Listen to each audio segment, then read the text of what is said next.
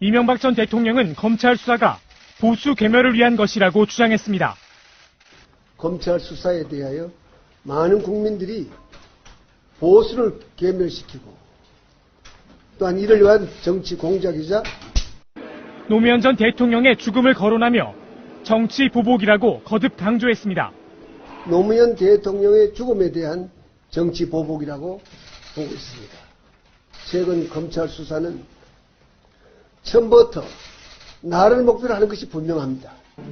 이명박 정부 시절 권력형 비리가 없었다고 주장하기도 했습니다. 4대강 살리기와 자원외교, 제1롯데월드 등 여러 건의 수사가 진행되면서 많은 고통을 받았습니다마는 저와 함께 일했던 많은 공직자들이 권력형 비리가 없었으므로 저는 매우 다행스럽게 생각합니다. 재임 기간에 일어난 모든 일의 최종 책임은 본인에게 있다고 말하면서 여러 차례 마른 기침을 토해내기도 했습니다. 더 이상 국가를 위해 헌신한 공직자들을 짜 맞추기식 수사로 괴롭힐 것이 아니라 나에게 물어달라 하는 것.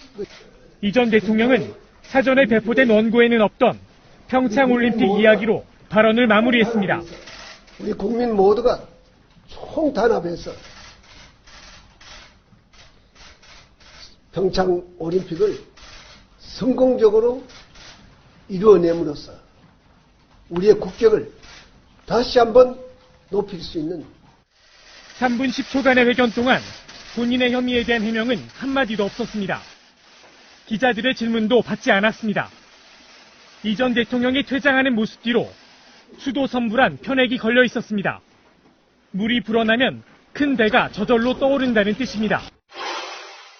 4대강 살리기와 자원외교, 제1롯데월드 등 여러 건의 수사가 진행되면서 저와 함께 일했던 많은 공직자들이 권력형 비리가 없었으므로 이명박 전 대통령이 언급한 3건의 수사가 실제 어떻게 시작됐고 끝났는지 확인해봤습니다.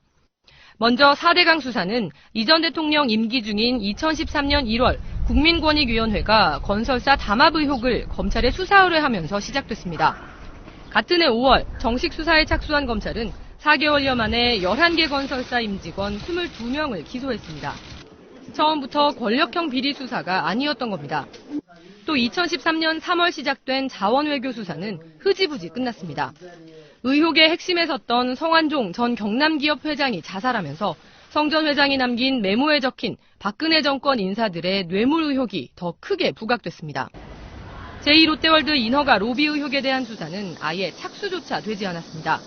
2016년 롯데그룹 수사 당시 로비 의혹의 핵심 인물로 지목됐던 이인원 부회장이 자살하면서 수사 동력이 떨어졌다는 분석이 나왔습니다. 특히 이명박 전 대통령의 임기 말엔 측근들이 대거 비리 혐의로 줄줄이 구속되거나 재판에 넘겨진 바 있습니다. 저축은행 비리로 친형 이상득 전 의원과 김희중 전 청와대 제1부속실장이, 파이시티 비리로 정치적 멘토였던 최시중 전 방통위원장과 박영준 전 지식경제부 차관 등이 구속돼 유죄를 선고받았습니다. 4년간 국정원장을 지낸 원세훈 전 원장도 뇌물수수 혐의로 구속돼 아직 수감 중입니다. 이 전 대통령이 2011년 공개적으로 언급했던 도덕적으로 완벽한 정권이라는 표현은 불과 1년여 만에 무색해졌습니다. 이명박 전 대통령은 기자회견에 나서기 전까지 강남구 논현동 자택에 머물며 두문불출했습니다. 참모들이 탄 것으로 보이는 고급 승용차들이 이른 아침부터 속속 자택으로 모여들었습니다. 이때부터 참모진들의 휴대전화는 대부분 꺼져 있었습니다. 한 측근에 따르면 이 전 대통령은 오전 10시쯤 참모들에게 기자회견 준비를 지시합니다. 참모들은 언론 접촉을 피하며 성명서 문구를 다듬었습니다. 입장 발표 소식은 오후 3시 50분이 되어서야 알려졌습니다.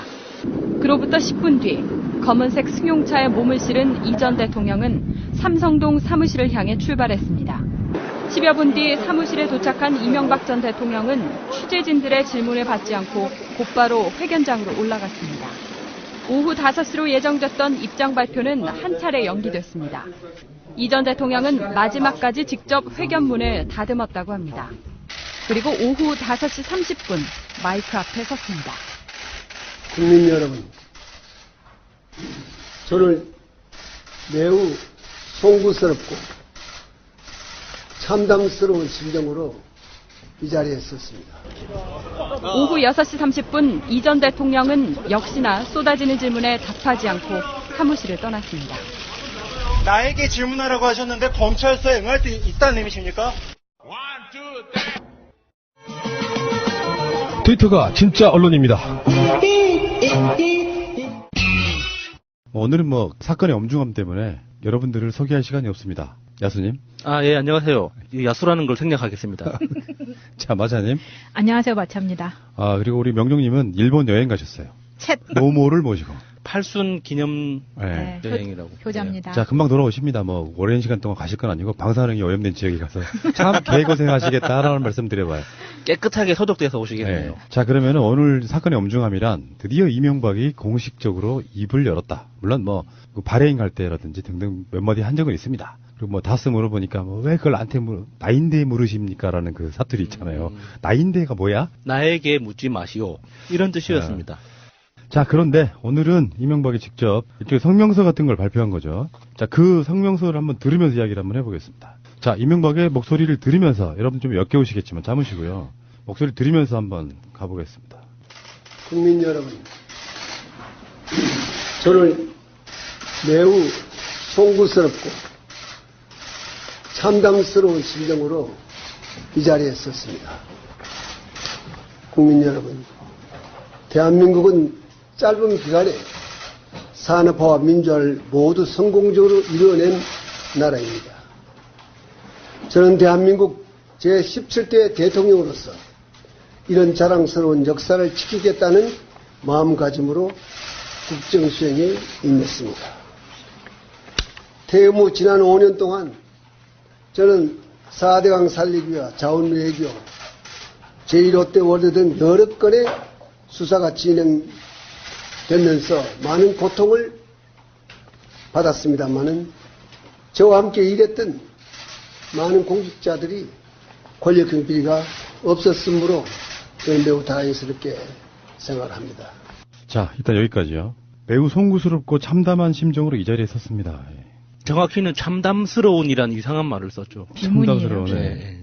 그리고 짧은 기간에 산업화와 민주화를 모두 성공적으로 이뤄낸 나라입니다. 이 말이 여기서 왜 나와요? 자기가 한 것처럼. 자기의 덕이라는 뜻이에요? 뭔 뜻이에요? 그런 뜻입니다. 지금까지 포장되어 있는 게 그런 거잖아요. 이렇게 좌절은 있어도 실패는 없다. 이게 이제 이명박 자서전 제목이잖아요. 그게 자기가 이제 현대 건설을 일으켜 세웠다라는 게 그 맥락이 깔려 있는 거니까 그런 착각 속에서 그런 표현이 나온 것 같아요. 산업화와 민주화를 성공적으로 이뤄낸 나라인데 나도 17대 대통령으로서 이런 자랑스러운 역사를 지키겠다는 마음으로 국정 수행에 임했다 이렇게 이야기를 하는 거거든요. 자기 기준에서는 산업화와 민주화의 어떤 그 업적이랄까 이런 거를 계승하겠다라고 생각했을 수도 있죠. 그런데 문제는 여기서부터예요. 퇴임 후 지난 5년 동안 4대강 살리기와 자원외교, 제1롯데월드 등 수사가 진행되면서 많은 고통을 받았습니다만, 그러니까 나는 이미 박근혜 정권 5년 기간 동안 그 수사를 받아왔었다. 왜 다시 수사를 하느냐 이런 부분일 거예요. 고통을 받은 건 아니죠. 지가 뭘 고통받은 게 뭐가 있어요. 계속해서 많은 사람들이 손가락질하고 그냥 의혹만 제기한 거지. 예. 그리고 수사기관이 실제로 제대로 조사한 것도 없잖아요. 이게 중요한 부분이에요. 이게 사실은 박근혜에게 있어서 이명박은 약간 갑 개념이었어요. 부정선거로 박근혜를 만들어준 일종의 박근혜 창조자 이런 개념에서 박근혜가 이명박을 제대로 수사한 적은 사실은 단 한 건도 없죠. 그리고 수사뿐만 아니라 감사원 같은 것도 4대강 관련한 감사 같은 게 나오면은 사실 덮어주기 이런 방식으로 계속 갔었단 말이에요. 그런데 뭔 많은 고통을 얼마나 받으셨다고 이렇게 이야기를 할까요? 저와 함께 일했던 고위공직자의 권력형 비리는 없었습니다. 이건 자기만 빼고. 그러니까 내가 해먹을 게 많은데 니들 해먹지 마 이런 개념이 난 같다고 봐요. 아니 사실 이게 드러난 비리가 없다는 거지. 지금 수사 중인 거잖아요. 그게. 나눠 먹지 않았다는 이야기도 될까요? 그러니까 그 고위공직자 비리라는 게 사실은 정권이 들어서가지고 박근혜가 만약에 나는 개혁하겠다, 이명박과의 결별 이런 수준으로 털어댔다면 웬만한 비리들은 어마어마하게 나왔을 거라고 봐요. 근데 그런 것들이 드러나지 않고 박근혜가 이명박에게 어떤 보훈의 형태를 갖고 있었기 때문에 제대로 털어댄 적은 없었고요. 단 여러분들 기억하실지 모르겠지만 이명박의 바로 측근인 친형 이상득 같은 경우는 계속해서 들락날락거리고 있잖아요. 권력형 비리가 없었다고? 거짓말쟁이. 그러나 최근 역사 뒤집기와 보복 정치로 대한민국의 건강이 흔들리는 데 대해 참담함을 느낍니다. 적폐청산이라는 이름으로 진행되고 있는 검찰 수사에 대하여 많은 국민들이 보수를 괴멸시키고 또한 이를 위한 정치 공작이자 노무현 대통령의 죽음에 대한 정치 보복이라고 보고 있습니다. 잠깐만, 또 열받네. 이걸 어떻게 설명해야 될까요? 역사 뒤집기와 보복 정치로 대한민국 근간이 흔들리는 것에 대해 참담함을 느낍니다. 역사 뒤집기는 또 뭐예요, 이게? 처음 들어보는 표현인데 문재인 대통령이 건국 100주년 이 표현을 한 적이 있잖아요. 네. 그거에 대해서 이제 뉴라이트하고는 또 다른 시각이 있는 거잖아요. 그걸 말하는 것 같아요. 그리고 그것 다 치고 요거는 이제 자기 개인 비리에 대한 끼워넣기 이런 방식으로 나는 개인 비리가 없다. 대통령으로서 열심히 깨끗하게 잘해왔다 이런 이야기를 계속 하고 싶은데 자기 이야기만 하면은 동조 세력이 없으니까 이제 수구 세력, 네. 보수 이런 사람들의 도움을 구하는 이런 표현일 수도 있고요. 보수 계멸을 겨냥한 정치 공작이자 노무현 대통령의 죽음에 대한 정치 보복이라고 보고 있습니다. 누가? 많은 국민들이. 얼마나 많은 국민들이 이렇게 보고 있을까요? 여론조사 결과로는 70%, 80% 이상의 국민들은 아닌 것 같아요. 그러니까 퍼센트와 숫자를 헷갈리는 건데요. 우리나라 국민의 10%라고 해도 500만 명이잖아요. 우리한테는 굉장히 많은 숫자거든요. 이런 방식으로 약간 좀 숫자를 조작하는 방식이에요. 그러니까 우리나라 국민의 다수가라고 말하면 틀린 말이 되기 때문에 숫자로는 많은 국민들이라고 이야기했으면 최소한 만약에 이명박을 지지하는 지지 세력이 한 5%좀 남아있다고 하면 한 250만 정도는 이명박의 입장을 지지할 수도 있다고 생각해요. 이런 식으로 묘하게 이제 많은 국민들이 보수 계멸을 겨냥한 정치 공작이자 노무현 대통령의 죽음에 대한 정치 보복이라고 보고 있습니다. 뭔 개소리예요 이게. 사실상 지금 현재 보수라고 일컬어지는 사람들, 세력들을 이 개멸되는 건 결과지 목적이 아니잖아요. 그게 우리 적폐청산의 결과로서 그런 현상이 나타날 수는 있지만 그 보수 세력 자체를 다 죽이기 위해서 적폐청산을 하는 건 아니라고 보거든요. 보수 계멸이란 말은 우리가 방송으로도 가끔씩 쓰는 표현인데 이분이 또 우리 방송 예청자시네 이분이.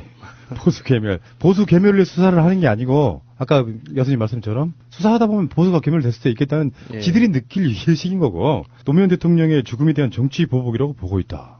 이거는 인과관계가 완전히 틀렸잖아요. 설사 노무현 대통령에 대한 지들 말대로 자기들의 정치 보복이었다고 할지라도 이미 문재인 정부는 또는 국민들은 이명박식으로 말도 안 되게 조작하는 형태로 보복하는 게 아니고 법에 의해서 단죄하겠다. 쉽게 표현하면 이게 뭐 정치 보복이 아니고 범죄자 서탕이라고 어떤 분이 표현을 썼더라고요. 정치 보복과는 좀 맥이 다른 부분인 것 같고요. 자, 다음 보겠습니다. 저와 함께 일했던 이명박 정부 청와대와 공직자들에 대한 최근 검찰 수사는 처음부터 나를 목표로 하는 것이 분명합니다. 뭐 이런 개소리를 또 하실까요? 처음부터 이명박이 목표였다기보다 사실 이명박이 너무 큰 짓을 너무 많이 저질러 놔서 하다 보니 이명박이 안 걸리는 게 없는 거죠. 그런 측면도 있고 또 이런 측면도 있다고 봐야겠죠. 이명박을 향해 수사하진 않아요. 그냥 드러난 어떤 수사. 근데 이명박이 말은 무슨 소리냐면 누구나 다 그런 비리는 있어. 왜 나만 파? 이런 개념이 더 강한 거예요. 그러니까 누구나 털면 먼지가 나온다 이런 식의 표현이 있지 않습니까? 그런 것처럼 나만 팠기 때문에 나를 목표로 팠기 때문에 내 주위에 김백준이나 이런 사람들이 걸려든 것이 억울하다 이런 소리 하는 거예요. 그래도 이명박이 지금 그 댓글, 자원외교, 그리고 4대강 이런 거 지금 요번 아랍에미레이트 그 원전 수출 건도 그렇고 이게 한 건이 사실 몇천억 단위 되는 것도 없습니다. 기본 몇 조 단위예요. 작은 게 몇 조 단위인데 그런 것들이 비정상적이어서 뭔가 불법적인 요소가 있어서 파다 보니 그 끝에 이명박이 대롱대롱 매달려 있는 거지. 우리는 감정적으로 그렇죠. 어떻게든 이명박을 일단 때려 잡아놓고 그 다음부터 뭐 수사를 하고 싶지만 그건 우리 그 국민들 일반적인 감정적인 것이고 이 법을 집행하는 정부 입장에서는 절차대로 해야 될 거 아니에요. 그러니까 이명박의 말엔 안에 들어있는 뉘앙스 행간은 다 비리가 있고 그런데 왜 우리만 집중적으로 타겟팅하느냐. 결국 나 때문 아니냐 이거예요. 다라는 게 그러면은 뭐 그 노무현 정권까지 다 포함되는 거예요? 이따 그 이야기 다시 할게요. 일단 더 진행해 보겠습니다. 죽겠다. 지금 수사를 받고 있는 우리 정부의 공직자들은 모두 괜찮으십니까? 국가를 위해 헌신한 사람들입니다. 재임 중 일어난 모든 일의 최종 책임은 저에게 있습니다. 더 이상 국가를 위해 헌신한 공직자들을 짜 맞추기식 수사로 괴롭힐 것이 아니라 나에게 물어달라 하는 것이 저의 오늘의 입장입니다. 정말 그 기침신공 진짜 동정표 전형적인 사기꾼. 이건 이제 그 구속됐을 때의 그 병보석으로 풀려나기 위한 일종의 밑밥 깔기. 네, 장치입니다. 결정적인 순간에. 방송에서요 일부러 방송으로 나오시는 분들이 기침을 하는 부분 다 듣고 잘라드리거든요. 이렇게 일부러 들어가는 경우는 참 특이한 경우라고 봐야 되는데 나는 성격상 이명박 기침도 잘라주고 싶어. 듣기가 귀가 좀 불편하거든요. 근데 오늘 새벽에 김백준 등이 구속영장이 청구가 돼서 발부까지 돼서 지금 구속됐잖아요. 그것에 대한 해명만 하면 되는데 그 해명은 없어요. 그러니까 간단히 말해서 사건 자체의 팩트는 있는 거고 거기에 대한 해명은 단 한 건도 없는 거고 그것을 묻지 말고 그 친구들에게 묻지 말고 나한테 물어라. 그럼 물으면 이렇게 답할 거 아니야. 그럼 왜 나한테 물으시냐고. 아니 나한테 물어라 그러면 이제 그 깜빵 가면 되지. 가서 이제 다 밝히면 되잖아요. 지가 무슨 짓을 했는지. 그러니까 제일 첫 번째 봤던 댓글이 그거였어요. 가즈아! 가즈아. 예, 가즈아! 참네, 씨. 김백준의 죄는 김백준의 죄대로 김백준한테 물으면 돼. 단, 김백준의 죄가 김백준으로 끝나는 문제가 아니고 시킨 사람이 있고 교사죄가 있고 공모가 있고 이렇잖아요. 마찬가지로 이게 단독 범행이냐 아니냐 그것은 이제 김백준 수사를 해보면 나오는 거잖아요. 김진모도 마찬가지고 그것에 대해서 지금 수사를 하고 있는 거니까 이명박은 이명박 죄에 있는 만큼만 벌을 받으면 되는데 뇌물이라든지 국고 횡령이라든지 여러 가지 죄에 있어가지고 주도했냐 안 했냐만 밝히면 되는 거거든요. 그러면 주도했냐 안 했냐를 이명박에게 물으면 돼요. 나온 만큼만. 예. 근데 왜 그 모든 죄를 자기가 뒤집어 쓰고 하겠다는 거야. 실질적으로 뒤집어 쓰지도 않을 거면서. 자, 마지막 보겠습니다. 개새끼네 진짜. 자, 끝으로 평창 올림픽을 어렵게 유치를 했습니다. 우리 국민 모두가 총단합해서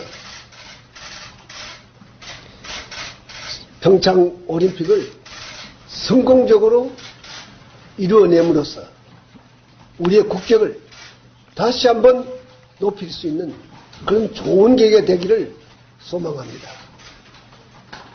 고맙습니다. 여러분 이거 다 거짓말하는 걸 아시죠? 예, 그리고 이제 기자들의 질문도 받지 않고 자기한테 다 물어보려면서. 물어보려고 그러면 들어가 버리고. 자, 총평은 잠시 후에 하겠습니다. 나에게 물어달라는 것이 오늘의 저의 입장이랬는데 네.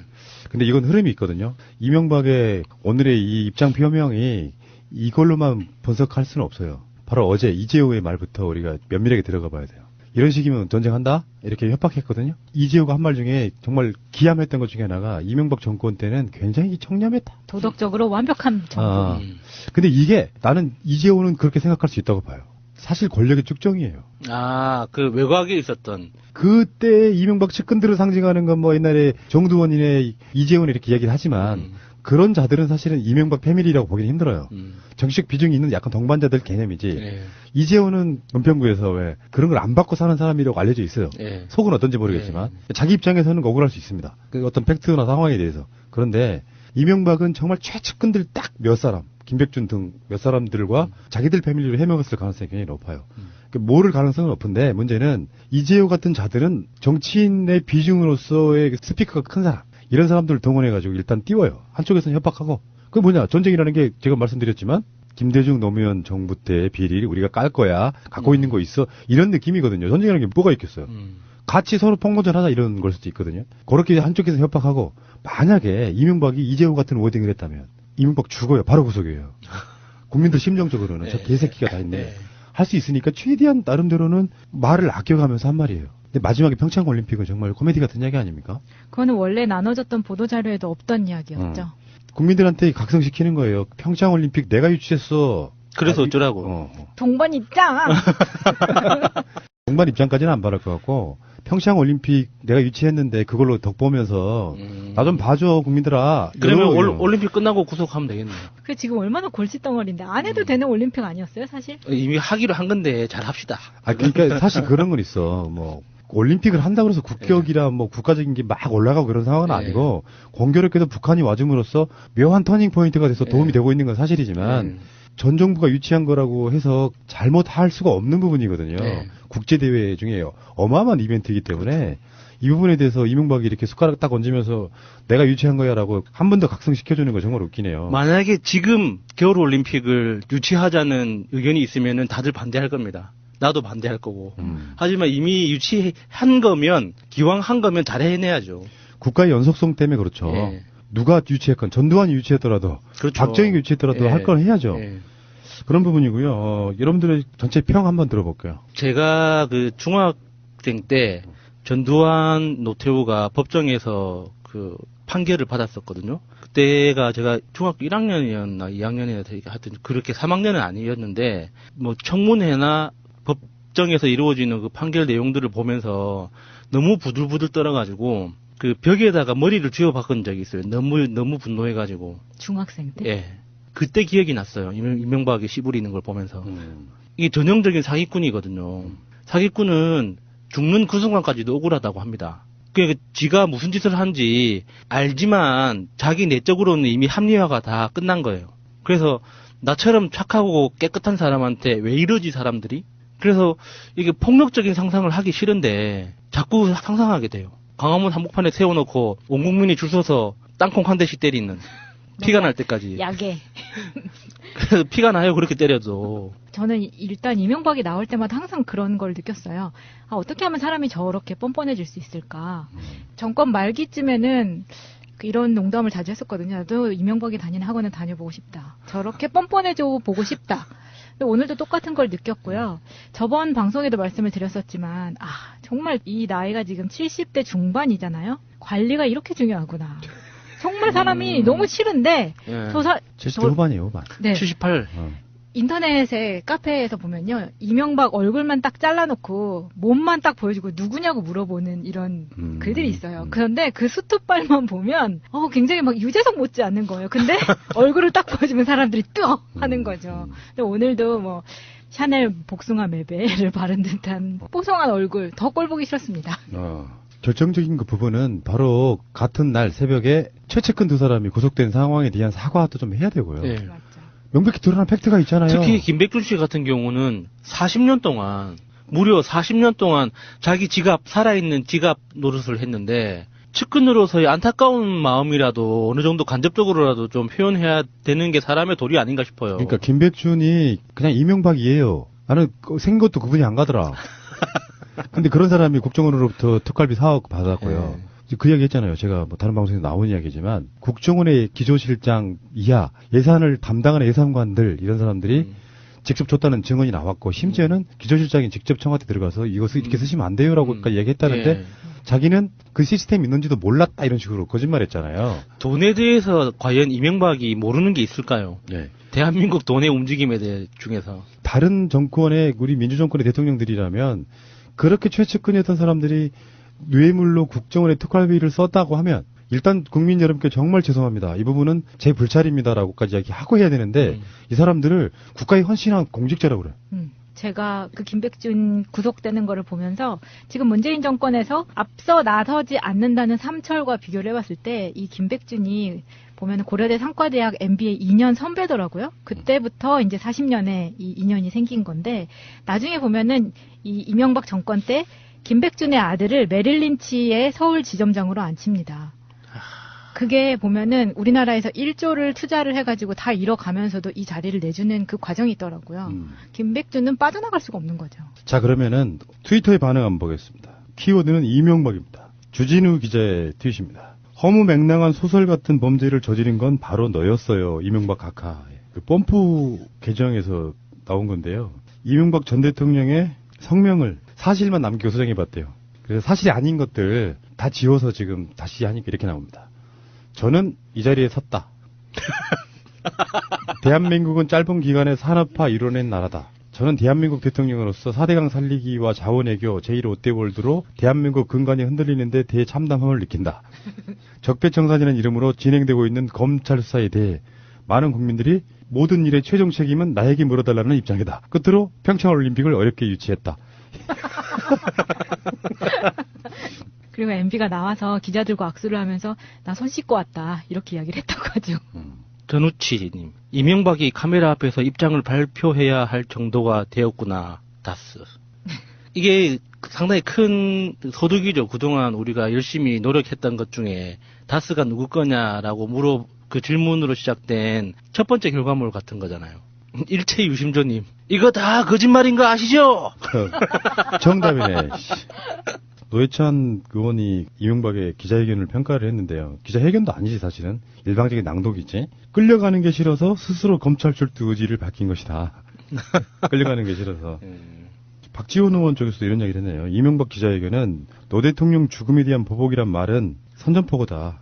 이걸로 한번 싸우기 시작해야겠다는 그런 의미다. 이렇게 이야기한 걸로 나오고요. 산골 농부님의 트윗입니다. 이명박 기자회견을 보면서 전두환 골목 기자회견이 오버랩되었다. 여러 가지로 참 많이 닮았다. 부하 건들지 말고 나를 잡아가라 했으니 잡아가면 된다. 당연히 법에 의해서. 아고라 대한민국, 사기꾼 이명박을 왜 하루빨리 구속수사해야 하는지에 대한 필요성을 느끼게 하는 MB 입장문. 사기꾼이 짓거리는 영상을 보면 욕이 쏟아져 나옵니다. 4대강 삽질을 비롯해서 하나같이 수사 대상인데 잘했다고 찍찍. 그래서 그런지 연신 헛기침만 연발. 진짜 개사기꾼입니다. 사실은 이명박에 대해서는 워낙에 오랜 시간 동안 회자가 되어 와서 가장 키워드는 이거 다 거짓말인 거 아시죠? 네. 이게 뭐 핵심인 것 같고요. 지금 변명조차가 안 돼요. 범죄 혐의에 대한 나름 소명이 있어야 될 거 아니야. 명백한 팩트로 여러 가지 증인과 증언에 의해서 지금 구속된 자기 최측근 부하들에 대한 사과부터 하는 게 먼저라고 생각합니다. 어쨌건 대체 이명박은 언제쯤 구속되느냐 하실 분들이 있죠. 대충 계산해 보면요. 저는 앞으로 한 달. 근데 김백준과 김진모가 구속이 됐죠. 그러면 이제 또 구속 기한이 내에 뭐네 이런 게 있어가지고 최대한 빠른 시간 내에 지금 원세훈의 증언도 하나 나왔고요. 그 톡갈비 줬다. 네. 그리고 김진모, 김백준도 다 마찬가지로 증거가 있기 때문에 부정을 하지 못하고 있어요. 그러면 그 구조상 독자적으로 했냐 안 했냐의 차이가 이제 수사의 중요한 키포인트가 되는 거예요. 나 독자적으로 했다. 내가 뒤집어 쓰고 내가 다 들어가게 하면 이명박은 삽니다. 내가 받은 거다 그냥. 그럼 내가 개인적으로 착복했다. 근데 문제는 거기에 대한 형량이 엄청나지. 무기징역. 네. 그 정도가 되면 이 사람들은 제가 말씀드린 거죠. 노인 폄하 우리가 하지 말자고 그랬잖아요. 네. 삶에 대한 욕구는 누구나 똑같아요. 이명박의 집사로 지냈다 그러면 이 사람 얼마나 잘 살겠냐고. 최소한 자기 측근 정도는 챙겨주거든. 네. 자유롭게 좋은 거 먹으면서 살았어요. 권력도 부리면서. 이명박이 지시했다 이야기 나오는 것도 있어요. 이명박이 알고 있었다부터 시작해가지고. 그러니까 이명박이라고 하는 사람의 이름이 거론되기 시작하는 건 지금 순식간이잖아요. 그러면 검찰 입장에서 드러난 팩트가 있고 증언이 있고 증거가 다 있는데 그럼 누구를 불러요? 시킨 놈이 더 나쁜 놈이에요? 시킨 것만 한 사람이 더 나쁜 놈이에요? 이 상황에서는 거절할 수 없는 위치에 있는 사람이 저 받아와. 받아와. 이거 주장이에요? 시킨 놈이 훨씬 나쁜 놈인데. 그게 뭐 이렇게 어떤 새끼가 더 나쁜 거냐 굳이 고르라면 시킨 놈이 잘못한 거지만 죄의 그 크기는 둘 다 죽일 놈인 거죠. 근데 이제 그게 좀 오래된 이야기이기도 하고 짜맞추는 부분도 있고 그래서 결국에는 그들의 대책회의가 김백준을 구속시켰다. 사실 그게 입맞추고 증거인멸하는 과정이잖아요. 네, 김백준은 꼬리 자르기 하고 자기들끼리 증거인멸하려고 하는 그런 의심을 사게 만든 거잖아요. 그 상황 자체가. 근데 그 상황에 대해서 김효재가 인터뷰를 한 게 있었는데 뭐라 그랬냐면 매주 월요일이 대통령과 같이 일했던 사람들이 모여서 차 한잔 하는 날이라는 거예요. 그래서 최근 김백준 전 기획관에 대한 검찰 수사가 있으니 모두 궁금해하니까 모여서 같이 식사를 한 거라고 그렇게 이야기를 하면서 그러면서 증거에 대해서는 한마디도 안 했겠지. 네. 김백준 씨에 대한 아무도 궁금해하지 않았겠죠. 그렇죠. 아니 김백준도 그 자리에 있었을 거라고 보거든요. 왜냐하면 가장 중요한 사람인데 또 안 불러? 월요일마다 가긴 갔었던 것 같긴 한데. 그러니까 정치인들이라는 게 특히 전직 대통령 세력들은 자기들의 세과시라는 게 있어. 그러니까 이명박 생일 때 파티하고 막 자유한국당에 내놓으라는 놈들은 다 들어가잖아요. 그게 이제 세과시 하는 거예요. 우리도 만만치 않아 이렇게 말해주는 건데 그런 세과시용으로 법적인 검토는 전혀 없이 세과시형으로 우리 대책회의 했다? 굉장히 많이 모여가지고 그 이야기를 과시하려다 보니까 김백준이 덜커덕 들어간 거라니까. 범죄 혐의가 있고 공모의 관계성이 있는 사람들끼리 모여갖고 대책회의 했다는데 그걸 다른 말로 말하면 증거인멸이에요. 입맞추기. 그러니까 그런 상황이다 보니까 아차 했을 거라고 생각이 들어요. 그걸 놓친 거예요. 세대 결하다 보니까 바로 구속될 수가 있구나. 근데 구속의 파장은 그런 거죠.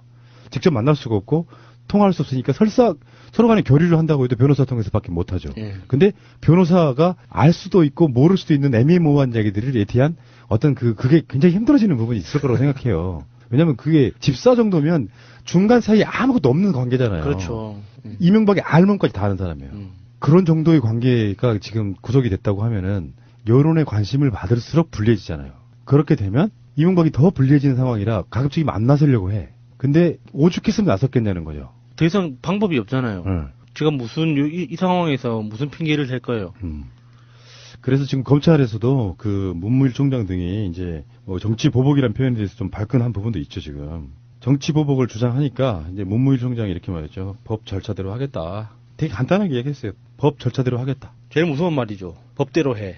정치 보복은 약간 초법적인 거. 이명박이 했던 거. 그거잖아. 근데 법 절차대로 정말 미워 죽겠어서 이 새끼를 감옥에 쳐 넣어버리고 싶은데 증거 없으면 못하는 거거든요. 법 절차대로 하겠다는 말은 증거가 있으면 처벌하고 증거가 없으면 처벌 안 하겠다 이런 뜻이에요. 이명박이 한 말과 완전히 배치되는 말이거든요. 돌려치기를 하면 정치보복 아니야 이 새끼야. 이런 느낌이거든요. 그 이명박이 기자회견 끝나고 집으로 돌아가는 장면을 이제 오마이뉴스에서 찍은 거를 올렸는데요. 굉장히 굳은 표정이에요. 그 이전에 봤던 그 바레인을 출국할 때 봤던 이명박하고는 사뭇 표정이 다릅니다. 근데 이게 왜 예전에 박근혜가 삼성동으로 다시 돌아갔을 때 지지자들이 집 앞에서 기다리고 있는데 웃으면서 막 같이 인사를 하고 들어가잖아요. 그때의 모습과 검찰 출두하게 됐을 때 표정이 굳어서 나오던 모습하고 너무 짝이 잘 이루어지게 맞네요. 많은 국민들이 나를 지지하고 있는데.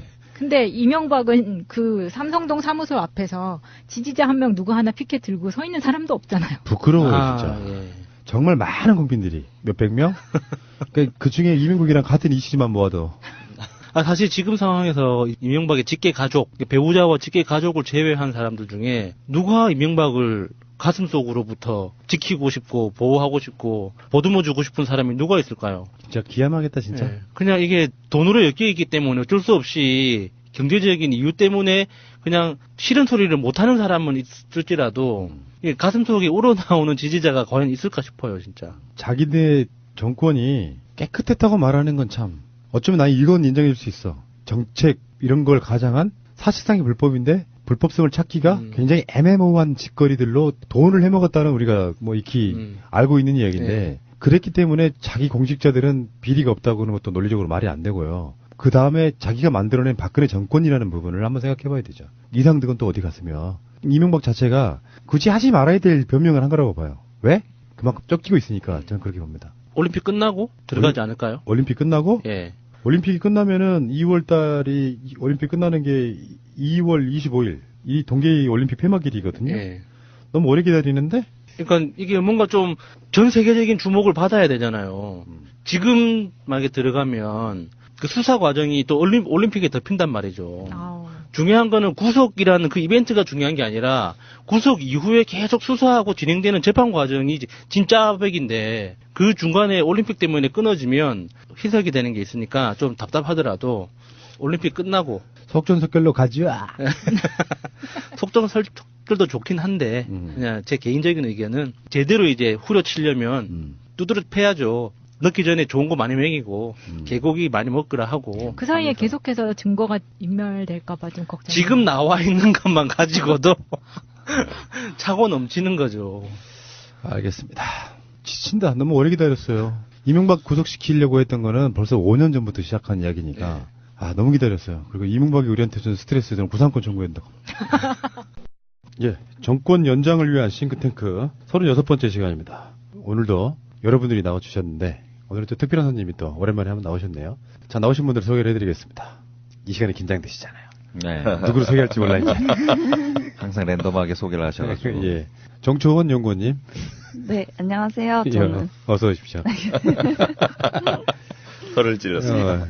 전에도 청년 문제 관련해서 나오신 적이 있으셨고요. 네, 맞아요. 예. 그때 반응이 폭발적이었습니다. 네. 내 마음속에서. 우리 정초원 연구원님의 외모를 보여줄 수만 있다면 더 폭발했을 텐데. 더 폭발했을 텐데. 바로 일이야? 자, 어서 오시고 이따가 좋은 이야기 나누시고. 자, 다음에 이상구 운영위원장님. 예, 반갑습니다. 이상구입니다. 어서 오시고요. 다음에 이상희 공동대표님. 안녕하세요. 이상희입니다. 예, 그리고 존재감을 없애버리기 위해서는 소개 안 하겠습니다. 자, 키즈맨 서정우님. 예, 보터 서정우입니다. 예, 어서 오시고요. 오늘 오랜만에 이렇게 마이크 성원 다 꽉 차 있는 상태로. 네. 날씨도 좀 풀렸고요. 방송하기는 딱 좋은 날씨가 아닌가 싶습니다. 예, 비가 촉촉히 좀 있으면 내리기 시작할 것 같습니다. 제주도에는 눈이 많이 오나요? 눈 많이 왔습니다. 제가 목요일, 금요일 이틀 동안 집에 갇혀 있었습니다. 그리고 나갈 수가 없었어요. 제주공항 자체가 아예 못 움직였던 날도 있었잖아요. 바로 그때. 아하, 그때 그렇구나. 제가 아예 집에서 그냥 꼼짝을 못했습니다. 야, 근데 제가 봤을 때는 우리나라는 빨리 통일이 돼서요. 비행기 타는 것보다 기차나 이런 걸로 이동하는 게 제일 좋아요. 제주도하고 사이에 해저턴을 만들어가지고, 제주도 이런 데서 한번 딜레이하면 돼 보니까, 그때 한번 처음으로 가족들과 함께 제주도 갔었잖아요, 작년에. 와, 시간 딜레이 되니까 정말 사람 미치겠더만요, 그게.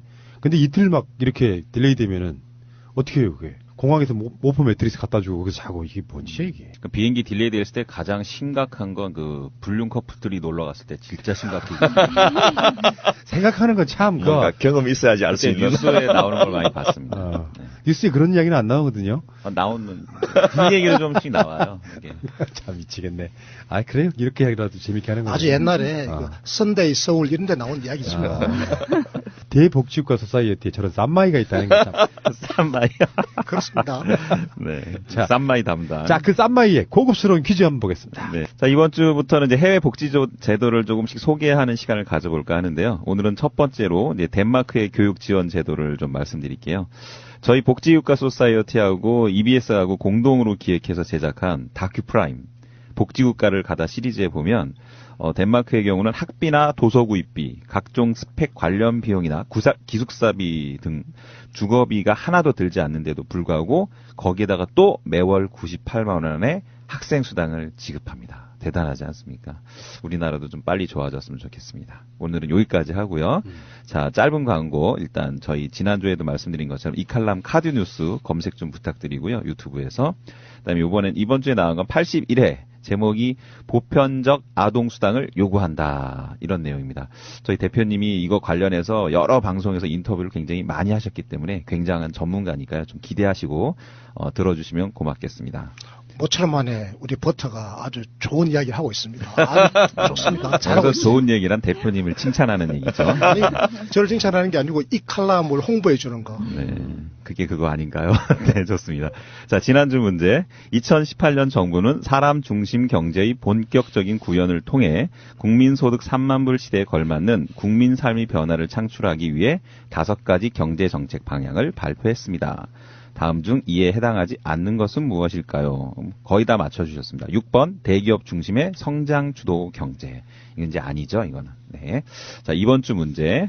다음 현재 국회에서 합의된 아동수당 설명 중 틀린 것은 1번 만 0세에서 5세 아동을 대상으로 한다. 2번 매달 10만 원씩 지급한다. 3번 아동수당은 보육료, 양육수당과 별도로 추가로 지원받는다. 4번 0세부터 5세 아동 모두에게 보편적으로 지급한다. 여기까지입니다. 어렵지 않죠? 네. 아동수당 정책 자체를 처음으로 정치권에 제안했던 게 2002년 대통령 선거에 공약을 준비하면서였거든요. 그런데 드디어 대통령 공약으로 그 한 명을 뺀 모든 후보가 다 약속을 했고 또 보편적으로 하기로 했다가 지금 어쩔 수 없이 작년 예산국회에서 심의하는 과정에 좀 후퇴를 했는데 또다시 복지국가 소사이티와 여러 시민사회단체들의 노력으로 지금 본래 원안대로 지금 될 가능성이 굉장히 높아졌습니다. 그 2002년 대선 말씀하시니까 제가 옛날 생각이 갑자기 아련하게 나는데요. 제가 노무현 후보, 제가 이제 그 공약 만드는 일을 바깥에 자문교수로 있으면서 참여를 했거든요. 그때 제가 김용익 교수님 등등과 함께 지금 그러니까 문재인 정부의 대선 공약을 주도적으로 설계했던 분들이 그때 또 저와 같이 일을 했었는데 그때 아동 관련되어져 가지고 보편적 보육 있지 않습니까? 보육 공약하고 그리고 이 아동 수당 공약이 거론됐을 때 우선적으로 아동 수당 공약은 뒤로 좀 많이 미루었잖아요. 우선적으로 해야 되는 것은 일단 보육이다. 그것도 최소한 하위 50% 저소득 계층에 대한 보육부터 먼저 시작하자. 그때 우리 수준이 그랬거든요. 그런데 이제 보육은 그야말로 보편적으로 지금 100% 모든 아동들에게 제공되고 있고 지금 아동수당도 이제 보편적 방식으로 제공되려고 하는 문턱에 딱 와 있는 거 아니겠습니까? 야, 그러니까 정말 세상이 많이 바뀐 거예요. 무려 16년 만에 드디어 이제 시행을 눈앞에 두고 있습니다. 정말 많이 바뀌었습니다. 작년 연말에 잘 나가다가 야당이 자기들 약속 다 같이 해놓고는 갑자기 상위 10%는 빼고 나머지만 소득 수준에 따라서 차등 지급하는 것으로 이렇게 나와서 저희가 뭐 돈 10만 원 주고 안 주고의 문제가 아니고 이것은 그 원리와 원칙의 문제다. 그러고 이런 심각한 저출산 사회에서 적어도 아동수당이라는 것은 출산 장려수당이 아니다. 그래서 우리나라에서 이 출산과 양육을 국가가 같이 책임진다라는 사회적 어떤 공감대의 반영이기 때문에 이것은 보편적으로 드리도록 하자 이렇게 제안을 했고 얼마 전에 박능우 보건복지부 장관이 작년 예산심의에서는 그렇게 했지만은 다시 보건복지부는 보편적인 그 소득 수준에 따른 차등 없이 지불할 수 있도록 하겠다라고 입장을 밝혀서 국회에 다시 요청을 하겠다라고 해서 아마 조만간에 이 관련된 법이 심의가 된다면 지금 야당에서도 동의한 분들이 꽤 많기 때문에 실현이 될 것이 지금 눈앞에 두고 있습니다. 이것도 가능한 방법이 있었네요. 그렇습니다. 그래서 사실은 지난 연말 예산국회가 큰 잘못을 저지른 거예요. 큰 잘못을 저질렀는데 그 잘못에 맨 선봉에 있었던 사람이 자유한국당 원내대표였습니다. 사실 자유한국당 원내대표 이분은 철저하게 홍준표 대선 후보를 중심으로 하는 자유한국당의 노선, 그 노선이라고 해서 선별주의 복지거든요. 그 노선을 사실은 철저하게 지키려고 했던 나름대로 입장이 있는 겁니다. 왜냐하니까 그 홍준표 후보는 대통령 선거 때 아동수당 공약을 보면 초, 중, 고등학생들에게 소득 하위 50%에게만 아동수당을 한 달에 15만 원씩 주겠다 그랬거든요. 그러니까 그게 미친 짓이에요. 그러니까 대선 공약이 딱 절반에게만 주겠다. 소득 하위 50%에게만. 요게 걔네들 대선 공약이었지 않습니까? 그러니까 그 공약을 그대로 지키려고 하는 그런 충정은 나름대로 그 입장에서는 있는 거죠. 하지만 우리 국민적 입장에서 봤을 때는 그건 원칙에 어긋난다라고 우리가 판단하고 있는 거 아니겠습니까? 그리고 또 국민의당이 문제인데요. 국민의당도 지난 대선 때 0세부터 11세까지 소득 하위 80% 아동들에게 아동수당을 주겠다라고 했거든요. 그러니까 여기도 소득 하위 80%를 선별하는 거였거든요. 그러니까 국민의당과 자유한국당의 공통분모는 뭔가 하면 소득 수준에 따라서 선별해서 아동수당을 주겠다라고 하는 겁니다. 그러니까 그 두 당이 그 지난 연말 예산국회 때 딱 손을 잡고는 그 정부 여당을 압박한 거예요. 그러니까 민주당의 원내대표가 그게 밀린 거죠. 이걸 합의해 주지 않으면 잘못하면 이제 예산국회가 파토나게 생겼으니까 그래서 90% 소득 하위 90%를 선별하는 걸로 합의를 해줬던 겁니다. 그렇게 합의하고 나니까 우리 복지고 소사이어티를 위시해서 참여연대 각종 시민사회단체에서 반대하는 성명서를 발표하고 시민사회 전문가들이 거세게 반발했습니다. 그 반발의 선봉에 우리 복지고 소사이어티가 썼다는 거 아닙니까? 우리가 정말 주옥 같은 성명서를 발표하고 그리고 국회의원들에게 직접 전화도 하고 다양한 방법으로 설명을 하고. 주옥 같은 성명서요? 정말 주옥 같은, 보십시오. 우리 홈페이지에 실려있거든요. 웃지도 않으시고 이런 깔때기를. 이거 웃을 일이 아니에요. 굉장히 진지하고 심각한 일입니다.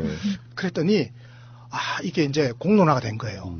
그래서 많은 국회의원님들이 야 그래 지난 그 연말 예산국회 때 우리 국회가 국민의 민심과 동떨어진 그리고 아동수당은 보편주의가 원칙인데 선별주의를 했으니 원칙에 언한 짓을 우리 국회가 했으니 반성하자라고 하는 기류가 조금씩 살아나는 거예요. 이 틈을 타가지고 박능우 보건복지부 장관님께서 용기를 내신 겁니다. 아하. 자, 우리는 이제는 다시 한번 정부의 원칙대로 간다. 문재인 대통령이 공약했던 그대로 0세부터 5세까지 모든 아동들에게 보편적으로 한 달에 10만 원씩 주는 보편주의 원칙을 지키는 방식으로 가겠다 이렇게 선언을 하신 거죠. 그리고 국회에다가 협조를 구하신 겁니다. 이렇게 되면 국회에서는 내년 올해 9월 달에 아동수당을 지급하지 않습니까? 그럼 9월 이전까지 아동수당을 지급할 수 있는 아동수당 법을 만들어야 되거든요. 그 법안에 국회에 지금 한 10개가 들어와 있는데 보건복지부 법은 보편주의 법입니다. 그래서 보건복지부 법하고 국회의원들이 제출했던 9개 법을 이게 공동으로 심의해가지고 위원회에 대안을 낼 거 아니겠어요? 그 대안에다가 아동수당은 소득 수준과 관계없이 보편적으로 지급한다라고 요 한 줄만 딱 써주면 되는 거거든요. 지금 이제 보건복지부에서 이렇게 지금 하겠다라고 예. 하는 방침을 밝힌 거예요. 우리는 다 알고 있죠. 방송 들으시는 분들은 이 선별적 복지를 하게 되면 선별하는 비용 때문이라도 그렇게 예산에 있어 갖고는 절감 효과가 없다. 예산 문제라고 하면 니들의 말이 틀렸어 이렇게 하는 건데 상황 좀 설명해 주십시오. 예.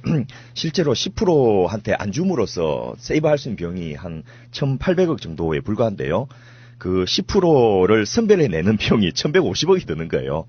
그래서 그냥 금액으로만 따져도 이게 한 650억밖에는 절감이 안 되는 정책인데다가 문제는 지급 대상의 253만 명의 그 가구들의 모든 계좌 조회, 은행하고 증권 계좌 같은 걸 조회를 2번을 해가지고 그 결과를 당사자에 통보하고 조회하는 비용도 물론이지만 통보하는 우편비만 해도 100억 가까이 드는데요.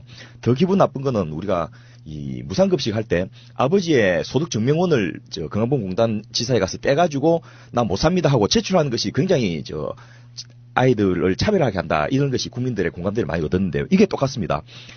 해마다 35만 명이 이르는 신생아 부모나 가족들이 아이 부모들의 소득이 상위 10%가 아니라는 그것을 증명해야 되는 거예요. 주민센터까지 찾아가지고 신청서를 내고 또 주택임대차 계약서 같은 걸 내가지고 자격을 인정받아서 나 가난합니다라는 것을 증명해야지 돈을 받도록 이렇게 해놓으니까 얼마나 많은 분들이 불편하겠습니까? 쪽팔리는 비용을 이제는 국가가 들이지 않아도 되는 방식이 보편주의 방식이거든요. 게다가 이 0세부터 5세까지 아동의 부모들이 연령대가 얼마나 되는지 한번 보십시오. 대부분 다 30대 아니면 40대 아니겠습니까? 30대, 40대는 우리 경제의 근간을 이루는 경제 활동이 가장 왕성한 연령대 아니겠습니까? 그러니까 이분들은 소득이 매년 변동이 심해요. 소득 변동이 심하기 때문에 올해는 내가 상위 10%에 들어가지고 못 받았다 하더라도 내년에는 상위 20%로 밑으로 떨어져가지고 받아야 될 상황이 올 수도 있잖아요. 그러니까 이걸 매년 조사를 해야 되는 거예요. 이게 매년 조사를 하려다 보면 이게 얼마나 많은 행정 소요가 들겠습니까? 그러면 공무원들도 이것 때문에 한 500명 더 뽑아야 돼요. 그러면 야당은 공무원 뽑는 거 그렇게 반대해 놓고는 이렇게 행정 수요를 막 만들어가지고 선별하는 공무원을 500명을 더 충원해야 되는 이런 상황까지 갔으니 자가당착 아니겠습니까? 아주 훌륭해요. 아, 청년 일자리 정책이구나. 그렇죠. 일자리 정책. 결정적으로 이게 상위 10%를 안 줌으로써 어떤 자기들 명분을 세우는 것보다 하위 90%가 내가 못 산다는 것을 증명하게 함으로써 이분이 전부 자유한국당의 적으로 만들어진다는 거예요. 물경 500만 명 가까운 부분이 이제 그 기분 나빠서 자유한국당 안 찍게 된다는 것을 알게 되면 아마 보건복지 상임위에서 관련 법안 통과가 굉장히 용이해지지 않겠나 싶습니다. 그러니까 그 역사가 흐르고 박근혜 국정농단 사태라고 하는 걸 겪으면서 많은 시민들이 깨어났는데 그것을 따라가지 못하는 그게 5년 전 마인드, 10년 전 마인드, 20년 전 마인드 그대로인 거잖아요. 하나도 안 바뀌었어. 그러니까 지지율이 안 올라간다는 사실을 몰라요. 그러니까 저는 이 자리에서 우리 존경하는 세간 날아든다 우리 팟캐스트 청취자 여러분들께 딱 한 가지 고발을 하고 싶은 게 있습니다. 저는 이 자유한국당의 음흉한 이 음흉한 속내 세금과 관련해서 세금과 관련한 이 음흉한 속내를 제가 고발하고 싶은 거다. 폭로하고 싶은 거예요. 그런데 이 음흉함에 내용적으로 국민의당이 동조했다라고 하는 사실을 제가 또 폭로하고 싶은 겁니다. 그게 뭔가 하면요. 지금 상위 10% 고소득자들을 선별해가지고 이게 아동수당 지급 대상에서 제외시키는 거잖아요. 자, 한번 생각해 보십시오. 만약에 우리 푸른 나무님께서 상위 10% 고소득자에 들어가가지고 아동수당 선별 대상에서 제외됐다고 생각해 보십시오. 복지를 받아요, 못 받아요? 못 받지 않습니까? 그런데 고소득자이기 때문에 세금은 내야 되지 않습니까? 이렇게 되면 복지를 받는 사람과 복지 비용을 지불하는 사람이 서로 달라져요. 그러니까 어떤 사람은 복지를 못 받고 맨날 세금만 내야 되는 거야. 그리고 어떤 사람은 세금을 조금 내면서 복지는 계속 받는 거죠. 이것 사이에 갈등과 분리 현상이 생기거든요. 이렇게 되면 고소득자들이 세금을 안 내도 되는 조세 저항의 알리바이를 만들어주는 거예요. 결과적으로 감세 정책을 지지하는 겁니다. 그러니까요, 아시겠죠? 왜 자유한국당이, 왜 홍준표 대표가 굳이 고소득자들을 이렇게 혜택을 안 주려고 그러는지. 주로 고소득자들이면 자유한국당의 지지자들이잖아요. 당연히 복지 혜택을 줘야죠. 그런데 복지 혜택을 왜 주지 말자고 이야기하는가 하면 세금 안 내게 하자라는 거예요. 그들로 하여금. 그러니까 음흉한 정말 음흉한 거죠. 이거 알아야 됩니다. 그래서 우리는 악착같이 고소득자들에게 복지를 줘야 된다 말아야 된다? 줘야 된다. 악착같이 줘야 된다. 그래서 우리는 모든 국민들에게 복지 다 받아가십시오라고 주고 그 대신에 세금을 누진적으로 제대로 냅시다. 이게 우리 주장 아니겠습니까? 자, 거기에 이제 뭐 자기들 스스로 민주개혁 세력이라고 하는 정당이 찬성을 했으니 이게 참 망할 노릇이다. 뭐 이런 말씀하시죠. 저는 일종 이게 부역행위라고 생각합니다. 조세 저항을 합리화하는 데 대한 부역행위를 했다. 나중에 진상규명 요구하겠습니다. 자, 잠시 후에 다시 오겠습니다. 자, 오늘은 정초원 연구원께서 왜 나오셨는지를 아마 눈치채신 분들도 계실 겁니다. 저번에 나오셨을 때도 청년 문제, 지금 복지국가 소사이어티에서 청년 문제 전담하고 계신가요? 그렇습니다. 모든 청년은 저렇게 아름다우신가요? 이런 훌륭한 칭찬을 사랑받으시겠습니다. 제가 그런 생존력이 뛰어난 사람이에요. 예. 자, 어쨌건 오늘 나오신 이유는 청년 정책에 관련된 문제인데 저번에 나오셨을 때는 청년들 자체가 현실적으로 일자리도 안 생겨. 어떤 경우는 결혼도 못해. 그 일자리가 있어서 소득 자체는 좀 많이 떨어지는 부분이 있고 국가가 청년이라고 하는 대상들에 대해서 미래 비전을 제시하고 뭔가 살만한 세상을 만들어 줘야 되는데 그렇게 못하고 있다는 거잖아요. 예.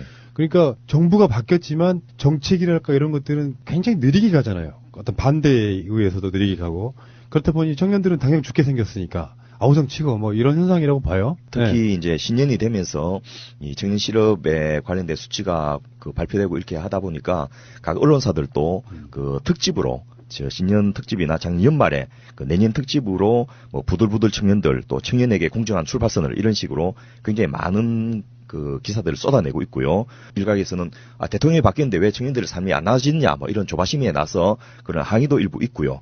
그러다 보니까 대통령이 이제 직접 신년 기자회견에서 다시 청년 일자리 문제를 국가적 과제로 삼아서 앞으로 적극적으로 직접 챙기겠다 이런 이야기까지 했는데 그럼에도 불구하고 이게 사실은 좀 쉽지 않은 부분이 많습니다. 그래서 지난번에는 청년 일자리라든지 청년 소득을 이야기했는데 거기다 더해가지고 오늘은 청년 부채 문제까지 좀 더 심도 있게 한번 다뤄보려고 합니다. 키워드별로 한번 가볼게요. 키워드. 예. 지금 77만 원 세대 논란이 있어요. 사실 아까 지금 전에 그 아동수당 이야기도 있지만 알고 보면은 아동도 아동이지만 정부의 일종의 사각지대 같은 느낌이에요. 청년이라는 게 지금 일자리 갖고 있는 기성세대 말고도 청년이라는 그 기준은 사실 애매모호한 부분들이 없지 않아 있겠지만 청년 그러면 한 맥시멈 잡아서 한 35세 정도까지 아닐까요? 그런데 이제 민주당의 청년위원회 같은 데는 45세까지 할 수 있도록 돼 있고 뭐 굉장히 다양한데요.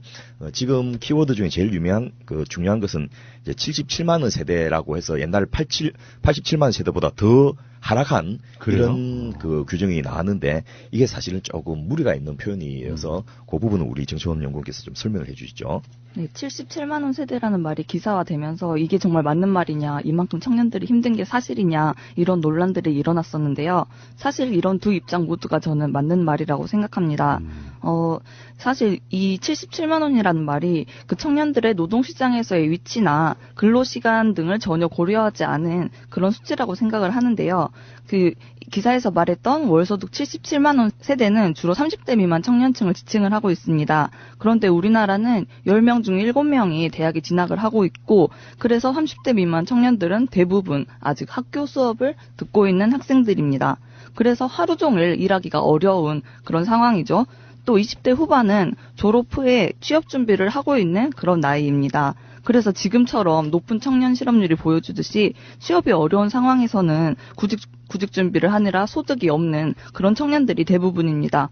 이런 상황에서 단지 저임금 노동 때문에 77만 원 세대다라고 말하는 것은 무리가 있다고 생각합니다. 옛날에 88만 원 세대 이야기할 때의 88만 원은 그 이름이 나온 2007년도 당시에 비정규직의 평균 임금이 119만 원인데 이것이 전체 그 노동자 평균 임금 대비 20대 평균 임금의 비율이 74%인 것을 이제 곱해 보니까 119만 원의 14%는 이제 88만 원이더라 이런 건데요.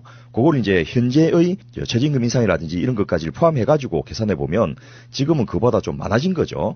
지금은 그 옛날에 88만 원 세대를 기준을 그대로 지금 하면 111만 원 세대가 된 겁니다. 네, 그리고 평균만 기준으로 할 경우에는 소득 격차도 제대로 반영하지 못한다는 한계도 있는데 또 단지 일분위에만 주목을 한다면은 또 이 77만 원 세대라고만 청년을 부르기에도 되게 한계가 있는데요.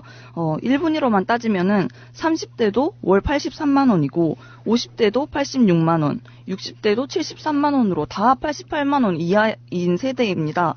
그래서 단지 이 소득 하위 20%에 속하는 청년들이 77만 원 세대라고 말할 수가 있는지는 좀 의문이라고 생각을 합니다. 77만 원이라는 것이 이제 쇼킹하게 와닿기는 좋지만은 현실적으로 청년 대다수의 상황을 반영한 것은 아닌데 그 말이 먹히는 것은 그만큼 당사자들인 청년의 삶이 지금 힘들고 어렵다. 이런 상황 때문에 먹히는 거죠. 제가 두 분 이야기를 종합적으로 이렇게 평가해 보니까 결과적으로 77만 원이라고 하는 게 30세 미만 청년들, 예. 우리 청년층 중에서 20%만. 하위 20%의 그렇죠. 평균 소득이 17만 원이라는 소리잖아요. 예, 예.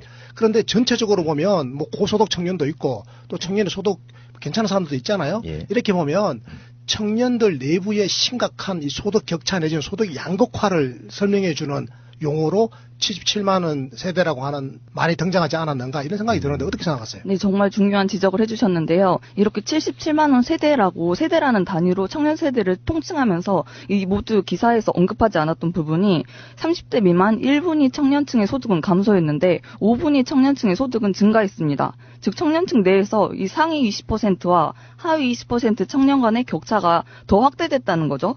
그런데 이제 저는 의문이 드는 게 청년층이 이 30대 미만 청년들이 일을 해봤자 몇 년이나 일을 했겠습니까?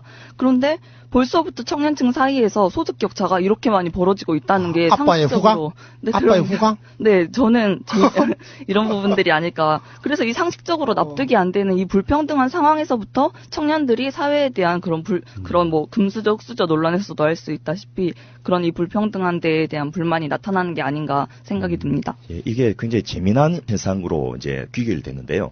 저희 복지국가 소사이티가 주최하는 복지국가 정책 아카데미에서 이 조영철 박사님이 이제 경제정책 부분을 말씀하시는데 그분이 인용한 데이터 중에 하나가 결혼 그 소득 수준별 결혼 곡선을 보면 여성들은 이제 하위 한 20-30%까지가 좀 높다가 다시 중위권으로 결혼 그 율이 좀 낮아졌다가 상위로 올라갈수록 다시 높아지는 이 넓은 U자형 곡선을 그리는데 남성들은 그 소득 수준과 결혼이 정비례해서 쭉 증가합니다. 소위 말해서 가난한 청년들은 남성들은 결혼도 못하고 잘 사는 청년들은 결혼을 많이 하는 이런 식으로 정비례해서 고등학교 그 고3 교실에 당신의 그 공부 성적이 당신의 마누라의 뭐 얼굴을 좌우한다 뭐 이런 식의 그 아주 인종차별적인 그런 교훈이 붙어갖고 몰매를 현실로서 실제로 못 사는 청년들은 장가도 못 가고 잘 사는 청년들은 장가도 일찍 가는 또 많이 가는 이런 현상으로 나타나기 때문에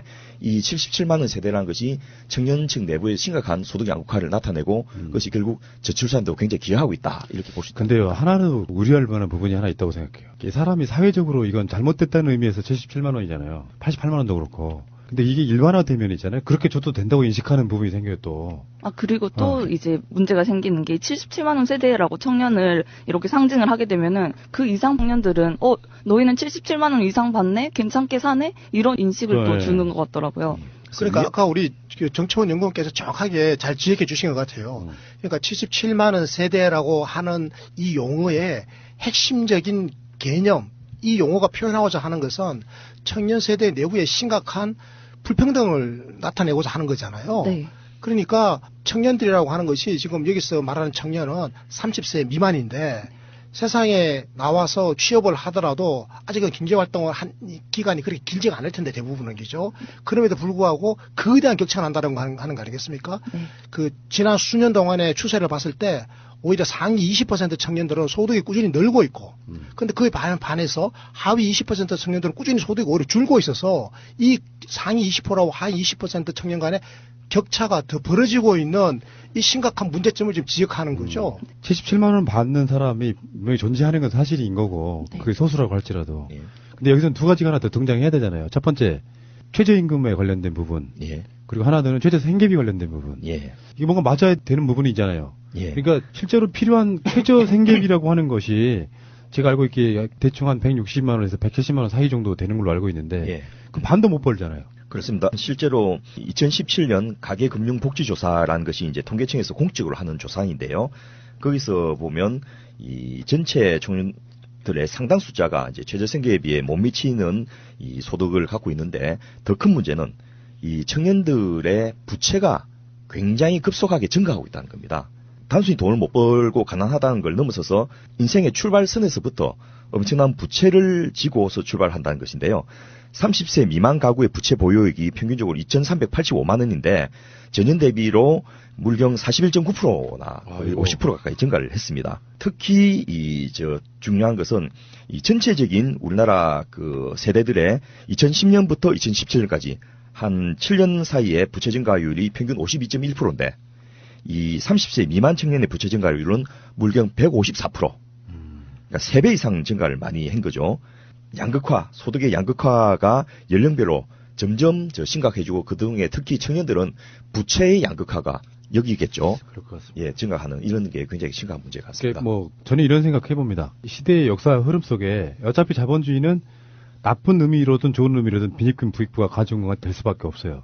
근데 그것을 국가라고 하는 그 완충제가 계속해서 세금 같은 거나 복지를 통해 가지고 이렇게 접혀줘야 되잖아요. 예. 근데 국가의 케어가 워낙에 없고 사실은 그게 한 10년 정도 기간 동안에는 그런 노력을 거의 안 하다 보니까 세대별로만 따지면 기성세대들은 그런 대로 그래도 유지해 왔는데 새롭게 사회에 진입한 그 청년들은 국가의 보호랄까 이런 걸 전혀 받지 못한 상태에서 이제 빚쟁이로만 전락해 가는 그런 느낌이네요. 그렇습니다. 그리고 이제 문제는 이 청년들이 급증한 이 부채가 왜 생기는지 이 부분이 사실은 굉장히 중요한데요. 그 부분의 원인을 좀 조은 연구원께서 이야기를 해주시죠. 네, 부채가 많아진다는 거는 소득 대비 지출이 많아진다는 것이겠죠. 근데 지금 청년들은 기본적인 생활을 하는데 필요한 그런 비용이 청년들 나이에 벌어들일 수 있는 소득 대비 너무 많다는 게 가장 큰 문제입니다. 다시 말해서 지출은 크고 소득은 적다는 문제인데요.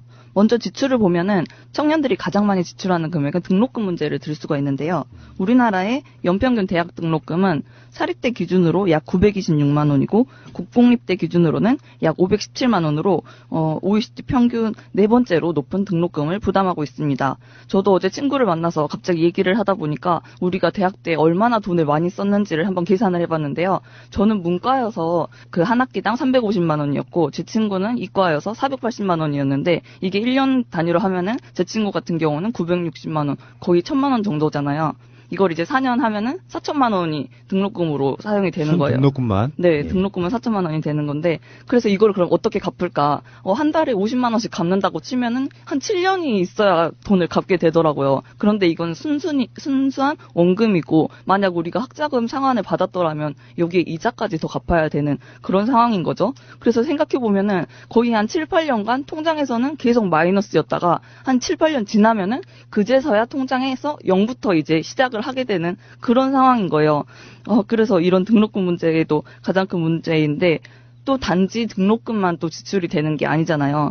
지금 뭐 입학금 문제도 있고 계절학기도 들어야 되고 또 학원 수강도 하고 요새는 토익 시험이 졸업하기 위한 필수 요건인데 토익 시험 한 번 보려면 또 48,500원으로 지금 약 5만 원 돈이 지출이 되고 있습니다. 그리고 이 취업 준비에 소요되는 이 모든 비용들이 통계적으로 35만 원에서 최대 50만 원 정도까지라고 해요. 매월 평균 계속 그렇게 지속적으로 지출해야 된다 하시죠? 심란해. 예. 네, 그런데 한 달 지출한다고 해서 다음 달에 딱 취직이 되는 게 아니잖아요. 보통 13개월 정도 취업 준비 기간이 소요되는데 그래요? 네. 그래서 매달 35만 원에서 50만 원을 13개월 소모한다고 하면은 연평균 한 380만 원 정도가 또 취업 준비 비용으로 지출을 해야 되는 그런 상황입니다. 네, 정말 엄청난 비용이죠. 그래서 주거비도 있잖아. 네, 여기에 대해서 주거비도 만만치 않은데요. 이게 만만치 않죠, 주거비. 그러니까 대학생들 중에 청년들 중에 부모랑 같이 살면 그래도 좀 행복한 케이스고. 예. 그래서 캥거루가 늘었어. 캥거루. 제가 아는 분도 40살 돼서 집에 들어가시더라고요. 캥거루들. 수도권 대학가의 월 평균 월세가 49만 원입니다. 보증금의 평균이 한 1,400만 원 정도이죠. 그런데 이 공공기숙사 부분은 10명 중에 1명밖에 못 들어가니까 그 90%는 이런 비용 부담을 감당하면서 만일 집이 서울에 없으면 이걸 내면서 대학생활을 해야 되는 그런 상황이죠. 예.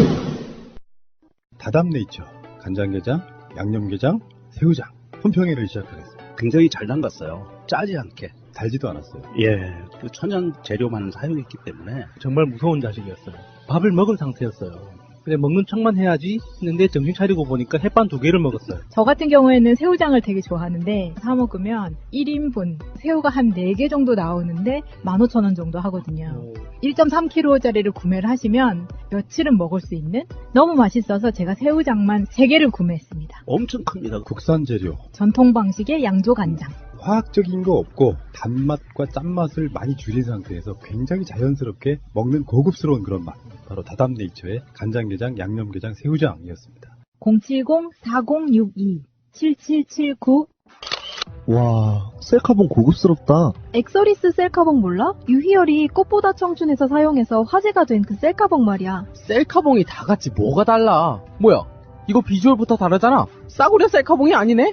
어디 싸구려랑 비교하지 마.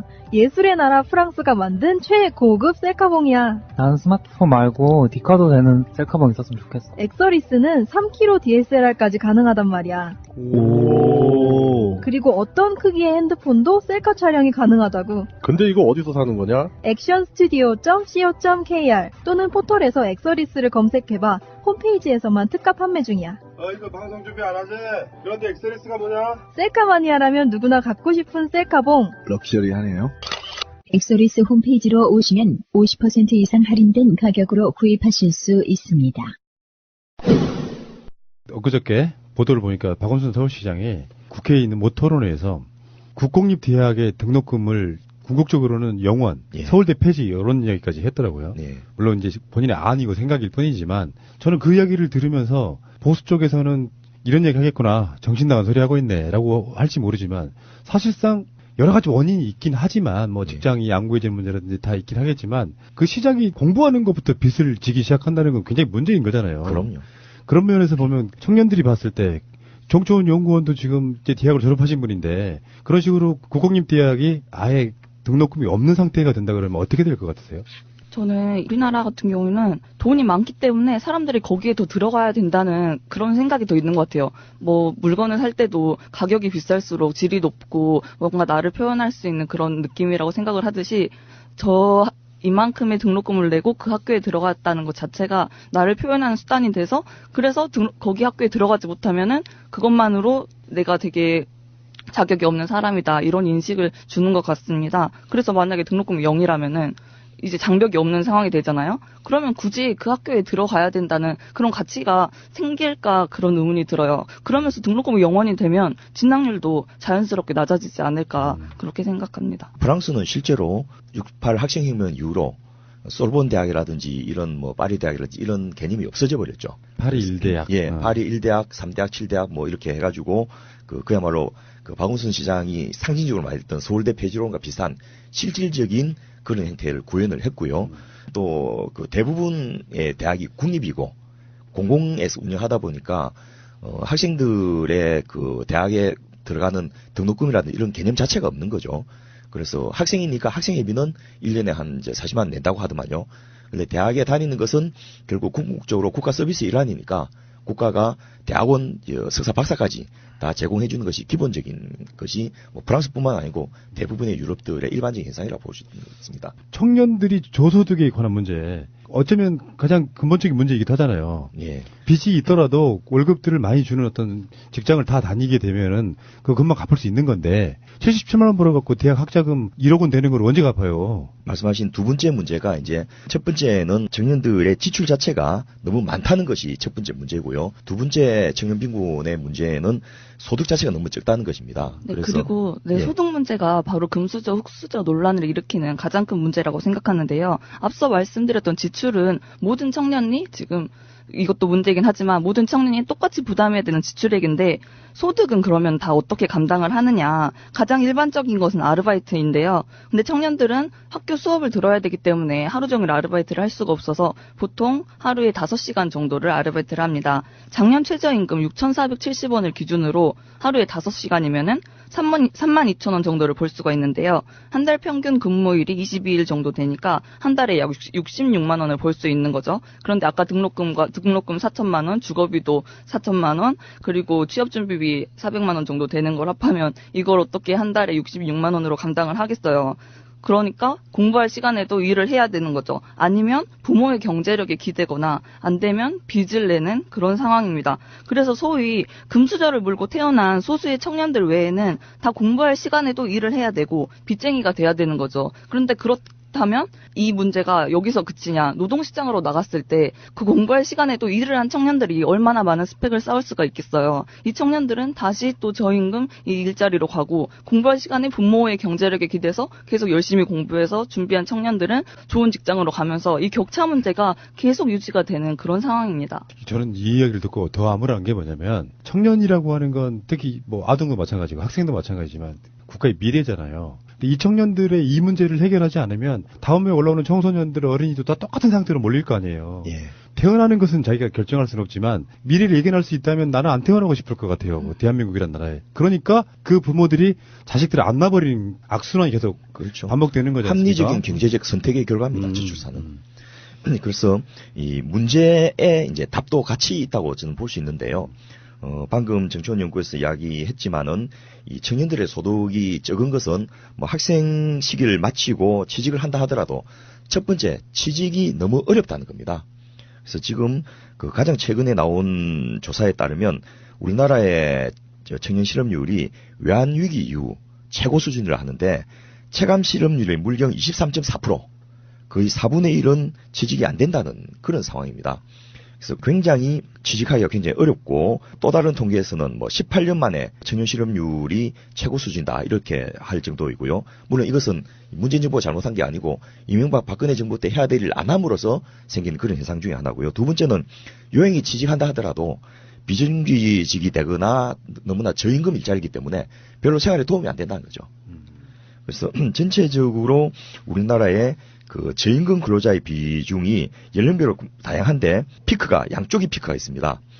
당연히 은퇴하고 나서 제2의 인생으로 취직하는 60세 이상 노인들은 저임금 근로자의 비율이 한 59%, 60% 가까이 되는 것은 뭐 또 사회적으로 인정도 되고 당사자도 수용을 하는데 문제는 30세 미만의 저임금 근로자들은 전체의 30%나 된다는 겁니다. 청년들이 중임금의 3분의 1도 못 미치는 그런 저임금으로 취직을 해서 월급을 받고 살다 보니까 그냥 결혼도 못하고 결혼하더라도 애 키우는 생각은 꿈에도 못 꾸는 그런 식으로 되기 때문에 바로 이 부분을 건드려주는 것이 청년 실업 문제나 청년 빈곤 문제를 없앨 수 있는 근본적인 해결책이 된다고 볼 수 있겠습니다. 청년들은 그런 얘기 하잖아요. 동네에서도 보면은. 막 일자리가 없는 게 아니라 니들이 좋은 일자리만 원하니까 왜 그래서 어른들 중에 이제 좀 심란한 자식들한테 가서 막노동이라도 좀 해라 뭐 이렇게 얘기하시는 분도 사실인데 그건 뭐 일시적인 뭐 어떤 처방일 뿐이고 중소기업은 외면하고 있다 뭐 이런 이야기도 하지 않습니까? 그런데 실질적으로 중소기업에서는 사람 못 구해서 난리죠. 못 구해가지고 지금 외국인 노동자들도 들어오시고 약간 일의 분야는 다를 수 있지만 중소기업을 기피하는 이유가 그것도 당연히 임금 문제랑 관련이 있지 않겠어요? 예, 그 조사 결과를 말씀해 주시죠. 네, 실제 통계로도 한국 중소기업 학회가 조사를 해봤는데요.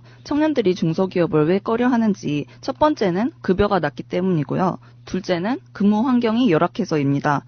일각에서는 방금 말씀하셨다시피 청년들이 편한 곳만 찾는다고 비난을 하는 경우가 있는데요. 그런데 방금도 계속 얘기를 드렸다시피 4년대 대학생들이 이미 사회에 들어오기 전에 지출해야 되는 비용이 약 거의 8천만 원 정도잖아요. 그런데 이 빚만 꾸준히 갚게 되면 또 모르겠는데 이 빚은 사실 과거의 빚이잖아요. 여태까지 공부하는 기간 동안에 쌓여있던 빚. 지금도 청년이 살아가려면은 기본적인 생계비가 필요하고 거기다 결혼도 해야 되고 육아도 해야 되고 이런 부분에 있어서 막대한 지출이 앞으로도 눈에 뻔히 보이는 그런 상황인 거죠. 이 상황에서 지금 중소기업의 실태가 어떻냐. 대기업 임금의 절반 수준이고요. 노동시간은 비슷하거나 오히려 더 긴 경우도 많습니다. 또 복지 혜택은 애초에 비교할 수조차 없는 그런 상황이죠. 그래서 이미 수천만 원의 빚을 지고 있는 청년들이 앞으로도 수천만 원의 이 빚을 져야 되는 게 눈에 뻔히 보이는 상황에서 중소기업에 가고 싶어도 갈 수 없는 그런 상황이 아닌지 한번 생각해 봐야 되지 않을까요? 거기다가 중소기업은 노조도 없는 경우가 많아서 부당행위를 당해도 참고 다녀야 되는 경우가 많습니다. 그 더 중요한 거 하나 빼먹으셨어요. 비전이 없는 거야. 네. 희망이 없는 거죠. 그래도 지금 어렵더라도 저기서 내가 몇 년 고생하면 저 기업에서 내가 클 수 있겠다라는 희망이 있으면 가거든요. 왜 제 세대 있잖아요. 1980년대에 대학을 다니는 세대들은 대기업에 처음에 들어갔다가 한 3, 4년 경험 쌓고 난 다음에는 일부러 중소기업으로 가는 사람들이 꽤 있었습니다. 내 친구들 중에서도. 왜냐하니까 그때는 중소기업에서 승부를 걸면 조기에 사장이 될 수 있었거든. 출세하려고. 근데 지금은 그 시대가 아니잖아요. 지금은 중소기업들은 두 가지 운명에 놓여 있어요. 하나는 원청인 대기업에 하청 들어가 있는 경우. 이 하청은 아시지 않습니까? 어떤 불공정한 조건에서 얼마나 고혜를 빨고 있는지. 하청은 미래가 없어요. 언제 죽을지 몰라요. 원청의 처분에 다 맡겨져 있는 거거든요. 그리고 이제 원하청 관계에 들어가 있지도 못한 중소기업들은 더 열악해요. 그렇겠죠. 이거는 정말로 임금 따먹기를 하는 중소기업이 거의 대부분이에요. 고정 수입이 없는 상태다 보니까. 정말 형편없습니다. 그러니까 우리나라의 중소기업은 미래가 어두운 경우가 거의 대부분이거든요. 그러니까 청년들이 내가 저기를 왜 가? 안 가? 이렇게 돼버리는 거예요. 아버지가 아무리 야 중소기업이라도 가봐라. 아니, 아빠 그 옛날 같은 소리 한다. 옛날하고 지금하고 중소기업이 달라요. 요즘 애들 이래요. 그러니까 빚도 못 갚고 상황이 나아지질 않는데 거길 택하면 들어갔다 치더라도 별로 만족하지 못하고 그냥 나오는 경우가 많을 것 같고요. 중수협 들어갔다면 그것은 네. 인생 끝이라고 생각해요. 그러니까 박원순 시장의 이야기도 좀 굉장히 좀 공감했던 게 뭐냐면 저는 이렇게 봤거든요. 동네 사람들한테 무상급식을 이제 처음에 한참 그 온라인 됐을 때 제가 했던 이야기는 이런 거예요. 나이가 어린 초등학생 꼬맹이들이 한참 자라야 될 애들이 집에 엄마 아빠의 부 이런 차이 때문에 먹는 것까지 달라야 되겠느냐가 제 생각이었어요. 최소한 출발선상에 같은 옷은 못 입히고 같은 집에서 살게 하지는 못해도 같이 먹는 것만큼은 똑같은 건 먹여서 출발하게 하자. 공정한 출발론 이런 거거든요. 근데 이것도 마찬가지잖아요. 대학이라는 게 돈이 있는 사람들이야 무슨 유학은 못 보내겠냐고요. 근데 대학 등록금 알바하고 어머니 아버지가 막 지원하고 막 해도 빚이 쌓이는 상태에서 이미 사회에 딱 나오니 빚쟁이. 심한 경우는 한 1억 정도 이상. 그 상태에서 출발해가지고 1억을 언제 갚아요? 한 달에 100만 원씩 갚아도 1년이면 1200만 원밖에 안 됩니다. 그래서 국가의 역할 중에 제일 중요한 것 중에 하나가 바로 기회의 균등이거든요. 기회가 균등했다고 하면 지금 현재 어려워도 국민들이 그렇게 큰 불만을 만들어내진 않는데 부모들이 못 나고 부모들이 못 벌어서 자기가 출발이 어렵다 하더라도 교육 시스템을 통해서 그 기회의 균등을 보장해 주는 것이 국가의 역할인데 이제 그게 그동안 너무 방기돼 있다. 그런데 우리 이상구 운영위원장이 방금 기회 균등 이야기하면서 교육 이야기를 했단 말이에요. 교육을 아무리 잘 시킨들 일자리 자체가 그렇죠. 좋은 일자리 대기업이나 공기업이나 공무원 같은 좋은 일자리는 청년들이 가고 싶어하는 일자리는 전체 일자리의 한 10%밖에 안 되잖아요. 나머지 90% 일자리는 청년들이 가고 싶은 일자리가 아니에요. 근본적으로 이 문제에 천착해야 되지 않겠어요? 그래서 지금 앞서 중소기업을 기피하는 이유 속에 바로 저는 정책에 답이 나와 있다고 보는데요. 첫째, 급여가 낮아서 못 가겠다. 그러면 최저임금 인상을 통해서 적어도 중소기업 가는 것이 그렇게 큰 손해가 아니게 만들어주는 거. 두 번째로 근무 환경이 열악해서 못 가겠다. 이거는 국가 복지로 기업별 사내 복지를 대기업과 중소기업의 차이를 국가 복지로 극복해주고 또 노동에 대한 통제 강화로 노동 조건이 좋은 기업으로 만들어주는 이런 것으로 가능하고요.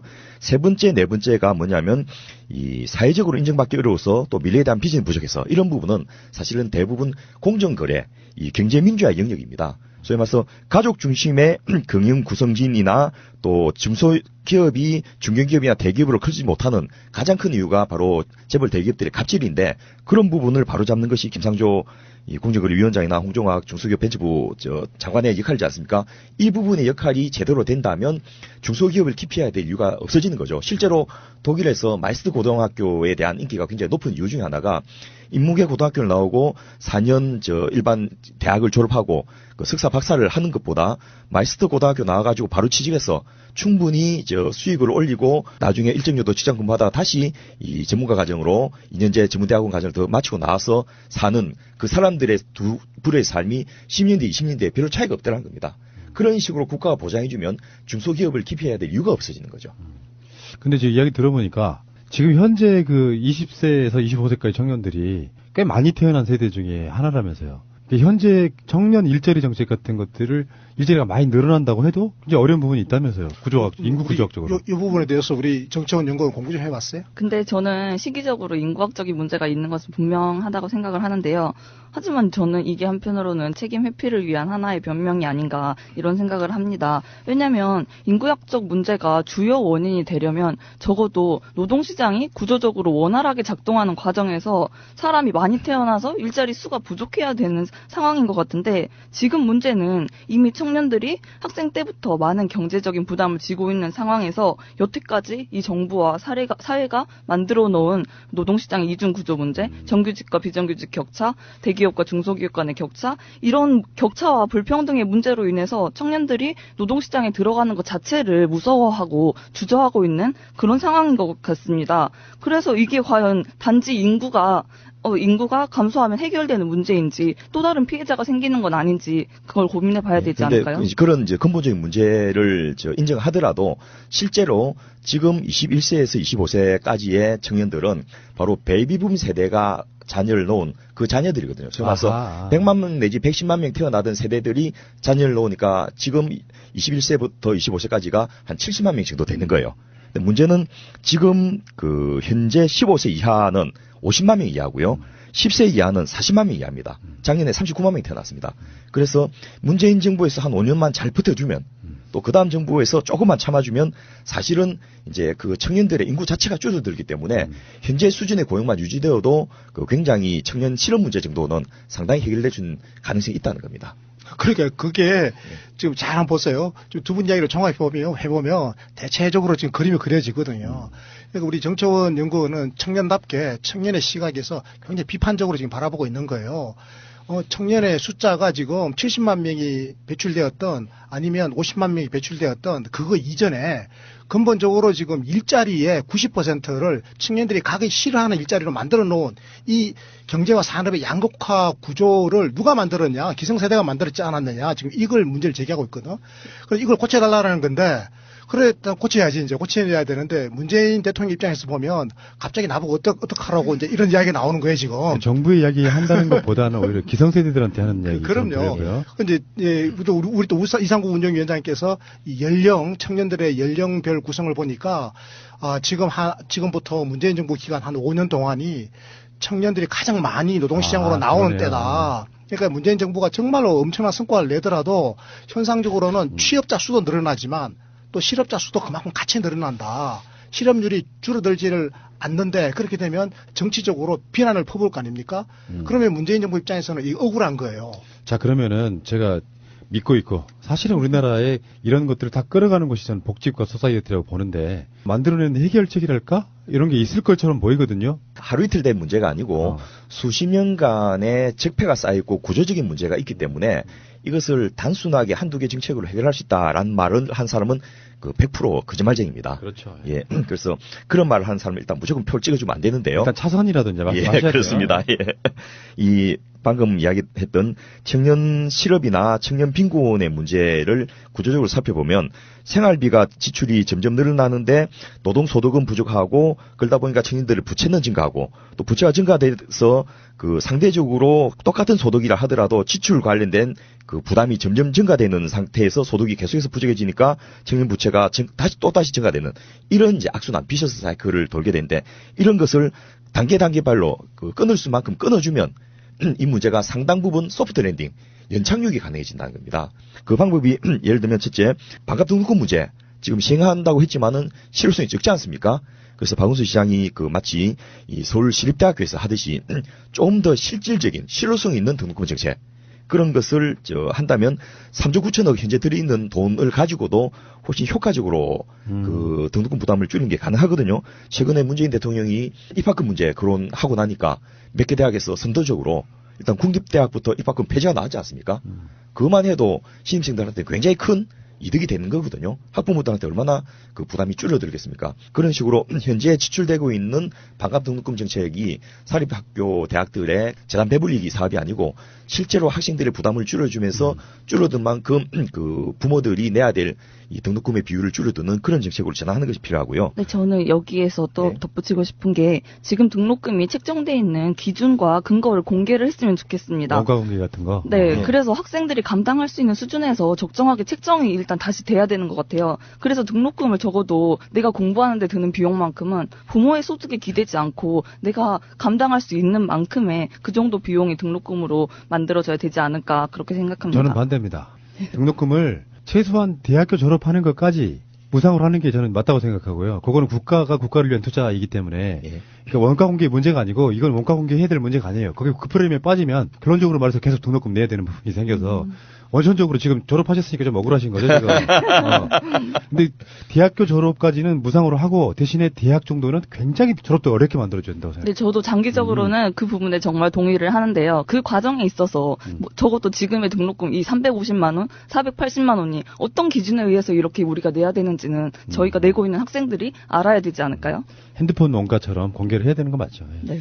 예, 그래서 복지국가 소사이티는 일찍부터 반값 등록금 정책이 아니고 실질적으로 대학 공공화 정책을 해야 된다. 뭐냐면 국가가 지원하는 이 지원금만큼 그 현재 뭐 소유권을 사립대학의 소유권을 국가가 요구하진 않겠는데 이 마치 공익이사 같이 관선이사를 일부를 파견해가지고 예를 들면 재단 설립 초기에 출연했던 돈이 4천억이라면 400억을 국가 지원하면 한 명 10%를 재단 이사로 공익이사를 받아달라. 또 20%가 되면 누적해서 20%가 되면 또 20%를 받아달라 이런 식으로 해가지고 조건부를 지원해주고 그 받기 싫은 사람은 국가 지원 받지 마 이런 식으로 해가지고 차별화를 해버린 거죠. 그러면 어느 순간에 이 공익이사들의 비율이 10% 20%가 되면 그 정치원 연구원이 말했던 등록금 원가 공개가 자연스럽게 된다는 거죠. 제가 봤을 때는 지금 오늘 우리가 이렇게 토론하고 있는 자리에 굉장히 복잡한 것들이 얽혀 있어요. 그렇습니다. 청년 자체 등록금을 싸게 한다든가 공짜라고 하다 치더라도 나중에 뭐 주거 문제 같은 걸로 또 옮겨가고 또 육아 문제 같은 걸 옮겨가고 막 그래서 사실 우리나라의 모든 정책의 종합판 그렇습니다. 잘못된 것들이 다 얽혀가지고 정말 아무 죄 없는 젊은 청년층이 딱 그 폭탄을 맞고 있는 딱 그런 느낌이잖아요. 예. 이거를 좀 종합적으로 좀 풀었으면 좋겠는데 이게 쉽게 좀 설명을 좀 해주세요. 어떻게 풀어야 되는지. 예, 일단 등록금을 부담을 현실화해서 그 실질적으로 부담을 경감시켜주는 거. 두 번째로 학비 외에 상당한 부분의 비용을 실질적으로 경감시켜주는 정책. 이게 청년 배당 수당 같은 걸로 할 수 있죠. 그렇습니다. 그리고 이 여러 가지 이 고등학교 졸업하고 이 사회 구성원으로 되기까지의 들은 비용의 상당 부분을 국가가 지원해주는 정책인데요. 앞서 문제에도 나왔습니다만은 유럽의 국가들은 학생이라는 이유만으로 그 학생이 좋은 대학 다니든 뭐 그렇지 않은 대학 다니든 상관없이 무조건 학생 수당을 지급을 하는 거예요. 그러니까 우리나라 입장에서는 뭐 학생이 된 게 무슨 벼슬이야 뭐 이런 식의 이야기도 나올 수 있지만은 국가가 그 부분에 대해서 투자라고 보는 거죠. 학생 시절에 열심히 공부도 많이 하지만은 인생을 배울 수 있는 문화도 즐기고 예술도 즐기고 여행도 하고 이렇게 함으로써 그 아이가 자라서 만들어갈 자기 조국의 미래를 찬란하게 만들어 달라는 그런 의미에서 이 선투자를 한 거죠. 그런데 그 투자의 규모가 구매력으로 대비해서도 월 한 100만 원 정도 이르는 상당 금액이 들어간 겁니다. 그냥 대학 기숙사에 있으면서 학교에서 좀 밥 먹고 도서관에서 책 빌려서 공부하고 이렇게 하면 한 푼도 안 드는 애한테 100만 원 가까이 주는 거예요.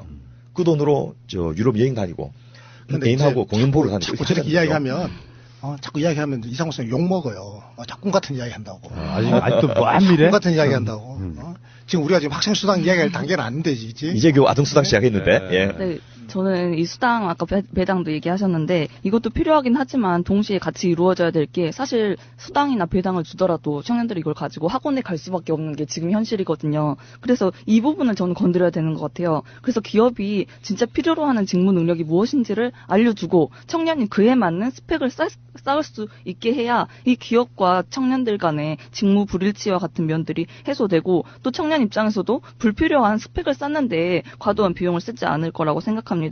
그리고 정부 입장에서도 고용 서비스와 직업 훈련과 같은 그런 이 노동 정책 부분을 강화를 해서 청년들이 사설 학원으로 찾아가지 않도록 하는 그런 정책들이 필요하다고 생각합니다. 먼 미래 이야기보다 실질적으로 가장 중요한 건 사실 일자리의 질이 높아진다잖아요. 그렇습니다. 맞아요. 그게 핵심이에요. 네. 근데 우리 때 그때는 비정규직 개념이 사실상 없었어요. 없었죠. 프리랜서 개념은 있었는데 이 사람들 고소득자들이에요. 맞아요. 그러니까 그래서 정규직화되고 직장이 안정화되고 고정 수입이라는 게 확실하게 들어오고 이런 일자리 질을 높이는 게 가장 큰 문제 아니겠어요? 그래서 지금 문재인 정부가 좀 혁명을 해야 한다고 생각하는 거예요. 그래서 우리가 패러다임의 대전환이라고 그러잖아요. 소득주도 성장론이라고 하는 게 이 본질을 가만히 천착해 보면 저희들이 옛날에 한번 다루었잖아요. 한 두 차례 다루었죠. 소득주도 성장론. 근데 이게 사실은 그 본질은 굉장히 혁명적인 겁니다. 소득주도 성장이라는 것은 기본적인 전제가 경제 민주화거든요. 공정한 경제 질서를 확립하는 거거든요. 여기에다가 일자리를 만들고 그리고 보편적 복지를 투입하고 이렇게 해가지고 전반적으로 노동시장을 보다 평등하게 만들어가지고 우리 청년들이 대부분 다 가고 싶은 일자리, 내가 그 일을 하고 싶으면 그 일을 할 수 있도록 기회가 주어지는 그 정도로 넓은 선택의 여지가 있는 그런 이게 노동시장 구조로 만들어주려고 하는 거잖아요. 그래서 저는 문재인 대통령이 소득주도 성장을 이건 패러다임의 대전환이다라고 하는 인식을 가지고 있다라고 하는 거, 그 우리 정치자들이 우리 국민들이 좀 제대로 이해를 하고 고통이 따르더라도 이 패러다임 대전환을 좀 우리가 밀어줘야 돼요. 뭔가를 이게 기존의 방식을 거대하게 바꾼다라고 하는 것은 고통이 따를 수밖에 없잖아요. 우리 정치원 연구는 어떻게 생각해요? 그 부분에 대해서는? 네, 그래서 저도 지금 청년들이 계속 노동시장에 들어가지 않고 구직 준비를 계속하는 이유는 우리나라에서 비정규직은 한 번 비정규직은 영원한 비정규직이라는 말이 있잖아요. 실제로 비정규직이 정규직이 되려면은 되기 위한 비중이 한 10% 정도밖에 안 된다고 해요. 즉 10명 중 1명이 비정규직에서 정규직으로 상향 이동을 할 수 있다는 그런 상황이죠. 그렇다 보니까 청년들 입장에서는 당장 당장 지금 중소기업이든 비정규직이든 취업하기보다는 조금 더 오래 취업 준비를 해서 공무원이라든지 대기업이라든지 들어가는 게 평생을 길게 두고 봤을 때 훨씬 더 합리적인 선택인 이런 상황입니다. 그래서 저도 노동시장 자체의 구조적인 개선을 통해서만이 이 청년 실업 문제를 해소할 수 있지 않을까 그렇게 생각합니다. 예, 거기에 대해 가지고 당장 시급하니까 청년 수당이나 청년 배당 같이 그 지자체 단위에서 하는 거 말고 예를 들면 지난 시간도 잠깐 언급했지만은 이 실업급여로 그 취직을 못하고 있는 청년들에게 취직할 때까지 일정 정도 소득을 좀 보전해주는 정책도 저는 가능하다고 보고요. 지금 대통령 직속으로 다시 저출산 고령사회위원회가 만들어졌거든요. 이런 청년 정책 같은 경우에 그 단순히 청년 실업의 문제만이 아니지 않습니까? 방금 우리가 살펴봤듯이 부동산 문제, 또 노동시장 문제, 그 산업 구조의 문제, 교육 정책의 문제, 경제 정책의 문제 이런 것이 복합된 문제이기 때문에 이 관련된 부처만 해도 6개, 7개가 넘어가거든요. 그래서 이런 데서 좀 종합적으로 매니지하면서 이 정책을 조율하는 그런 전략적인 노력이 있어야지 실효성 있는 정책들이 단계별로 좀 가능하지 않겠나 이런 생각이 듭니다. 저는 개인적으로 그 청년들한테 미안해요. 그렇죠. 우리 때는요. 졸업하기 전에 취직하는 게 아주 일반적인 모습이었고요. 입도 선매를 했죠. 네. 그리고 대부분이 이제 대학교 졸업하고 직장 못 들어가는 사람들은 거의 찾아보기 힘든 정도. 그렇게 호황 시절을 보내다가 한 1, 2년 후에 IMF를 만든 거거든요. 저희들도. 이미 이제 기득권화 돼 있는 상태로 가는 것 같은데 가끔씩 문재인 대통령 지지율 이야기 하잖아요. 연령대별로 보면은 20, 30대가 거의 8, 90% 이상을 문재인 대통령 지지해요. 근데 여기 속에는 정말 잘해줬으면 좋겠다. 나 정말 살고 싶어라고 하는 갈망이 담겨져 있다고 보거든요. 잘해서 지지하는 것도 있지만 맞아요. 예? 그런 지점이 있기 때문에 청년 문제를 문재인 정부가 잘 풀어서 당장 뭐 확 좋아지라는 소리는 아니지만 5년 지났을 때 박근혜 때 이명박 때 청년 정책보다는 훨 나아져서 좀 체감하겠다라는 느낌만 좀 와줘도 저는 이게 대한민국이라고 하는 나라의 100년지대에 있어서 굉장히 중요한 시점이 아닌가 싶어요. 이게 해결돼야만 출산율도 올라간다. 이런 거 아니에요? 맞습니다. 정말 똑똑하죠? 예. 대단합니다. 파이팅! 내 복지국가 소사이어티로 취업하려고 지금. 프로나무 최고! 예. 자, 여러분들의 좋은 이야기 말씀드렸고요. 청년분들은 힘내시고, 자, 이게 말로만 할 게 아니라 내 새끼 문제가 될 수 있잖아요. 예. 지금 나와 출연하신 분들도 우리가 만들어서 청년들이 조금은 더 좋은 세상에서 공부하고 일자리 잡을 수 있도록 같이 한번 노력해 봤으면 좋겠어요. 세금 더 냅시다 그래서 세금 아버지 세대가. 그러니까요. 저도 10,000원 더 내겠습니다. 아니, 아버지 세대가 세금을 더 내야 그 돈으로 대통령께서 일자리 만들거든. 알겠습니다. 지금 세금 더 내기 운동하셨는데 다음 주에는 그 주제로 한번 이야기해 주세요. 네, 고맙습니다. 예. 자, 다음 주에 뵙겠습니다. 고맙습니다. 감사합니다. 인터넷 쇼핑몰을 하고 싶으세요? 회사 홈페이지를 만들고 싶으세요? 새날과 연대하는 한국 도메인 지원센터에 연락해보세요. 새가 날아든다를 듣고 연락했다 하시고 상담을 한번 받아보세요. 친절하게 응대를 해주실 겁니다. 아주 저렴한 가격으로 홈페이지를 만드는 방법. 한국 도메인 지원센터입니다. 02-6049-2616 한글로 한국도메인센터.kr 홈페이지 잘 만드는 회사가 한국도메인 지원센터라는 것을 전 세계가 알아버렸습니다.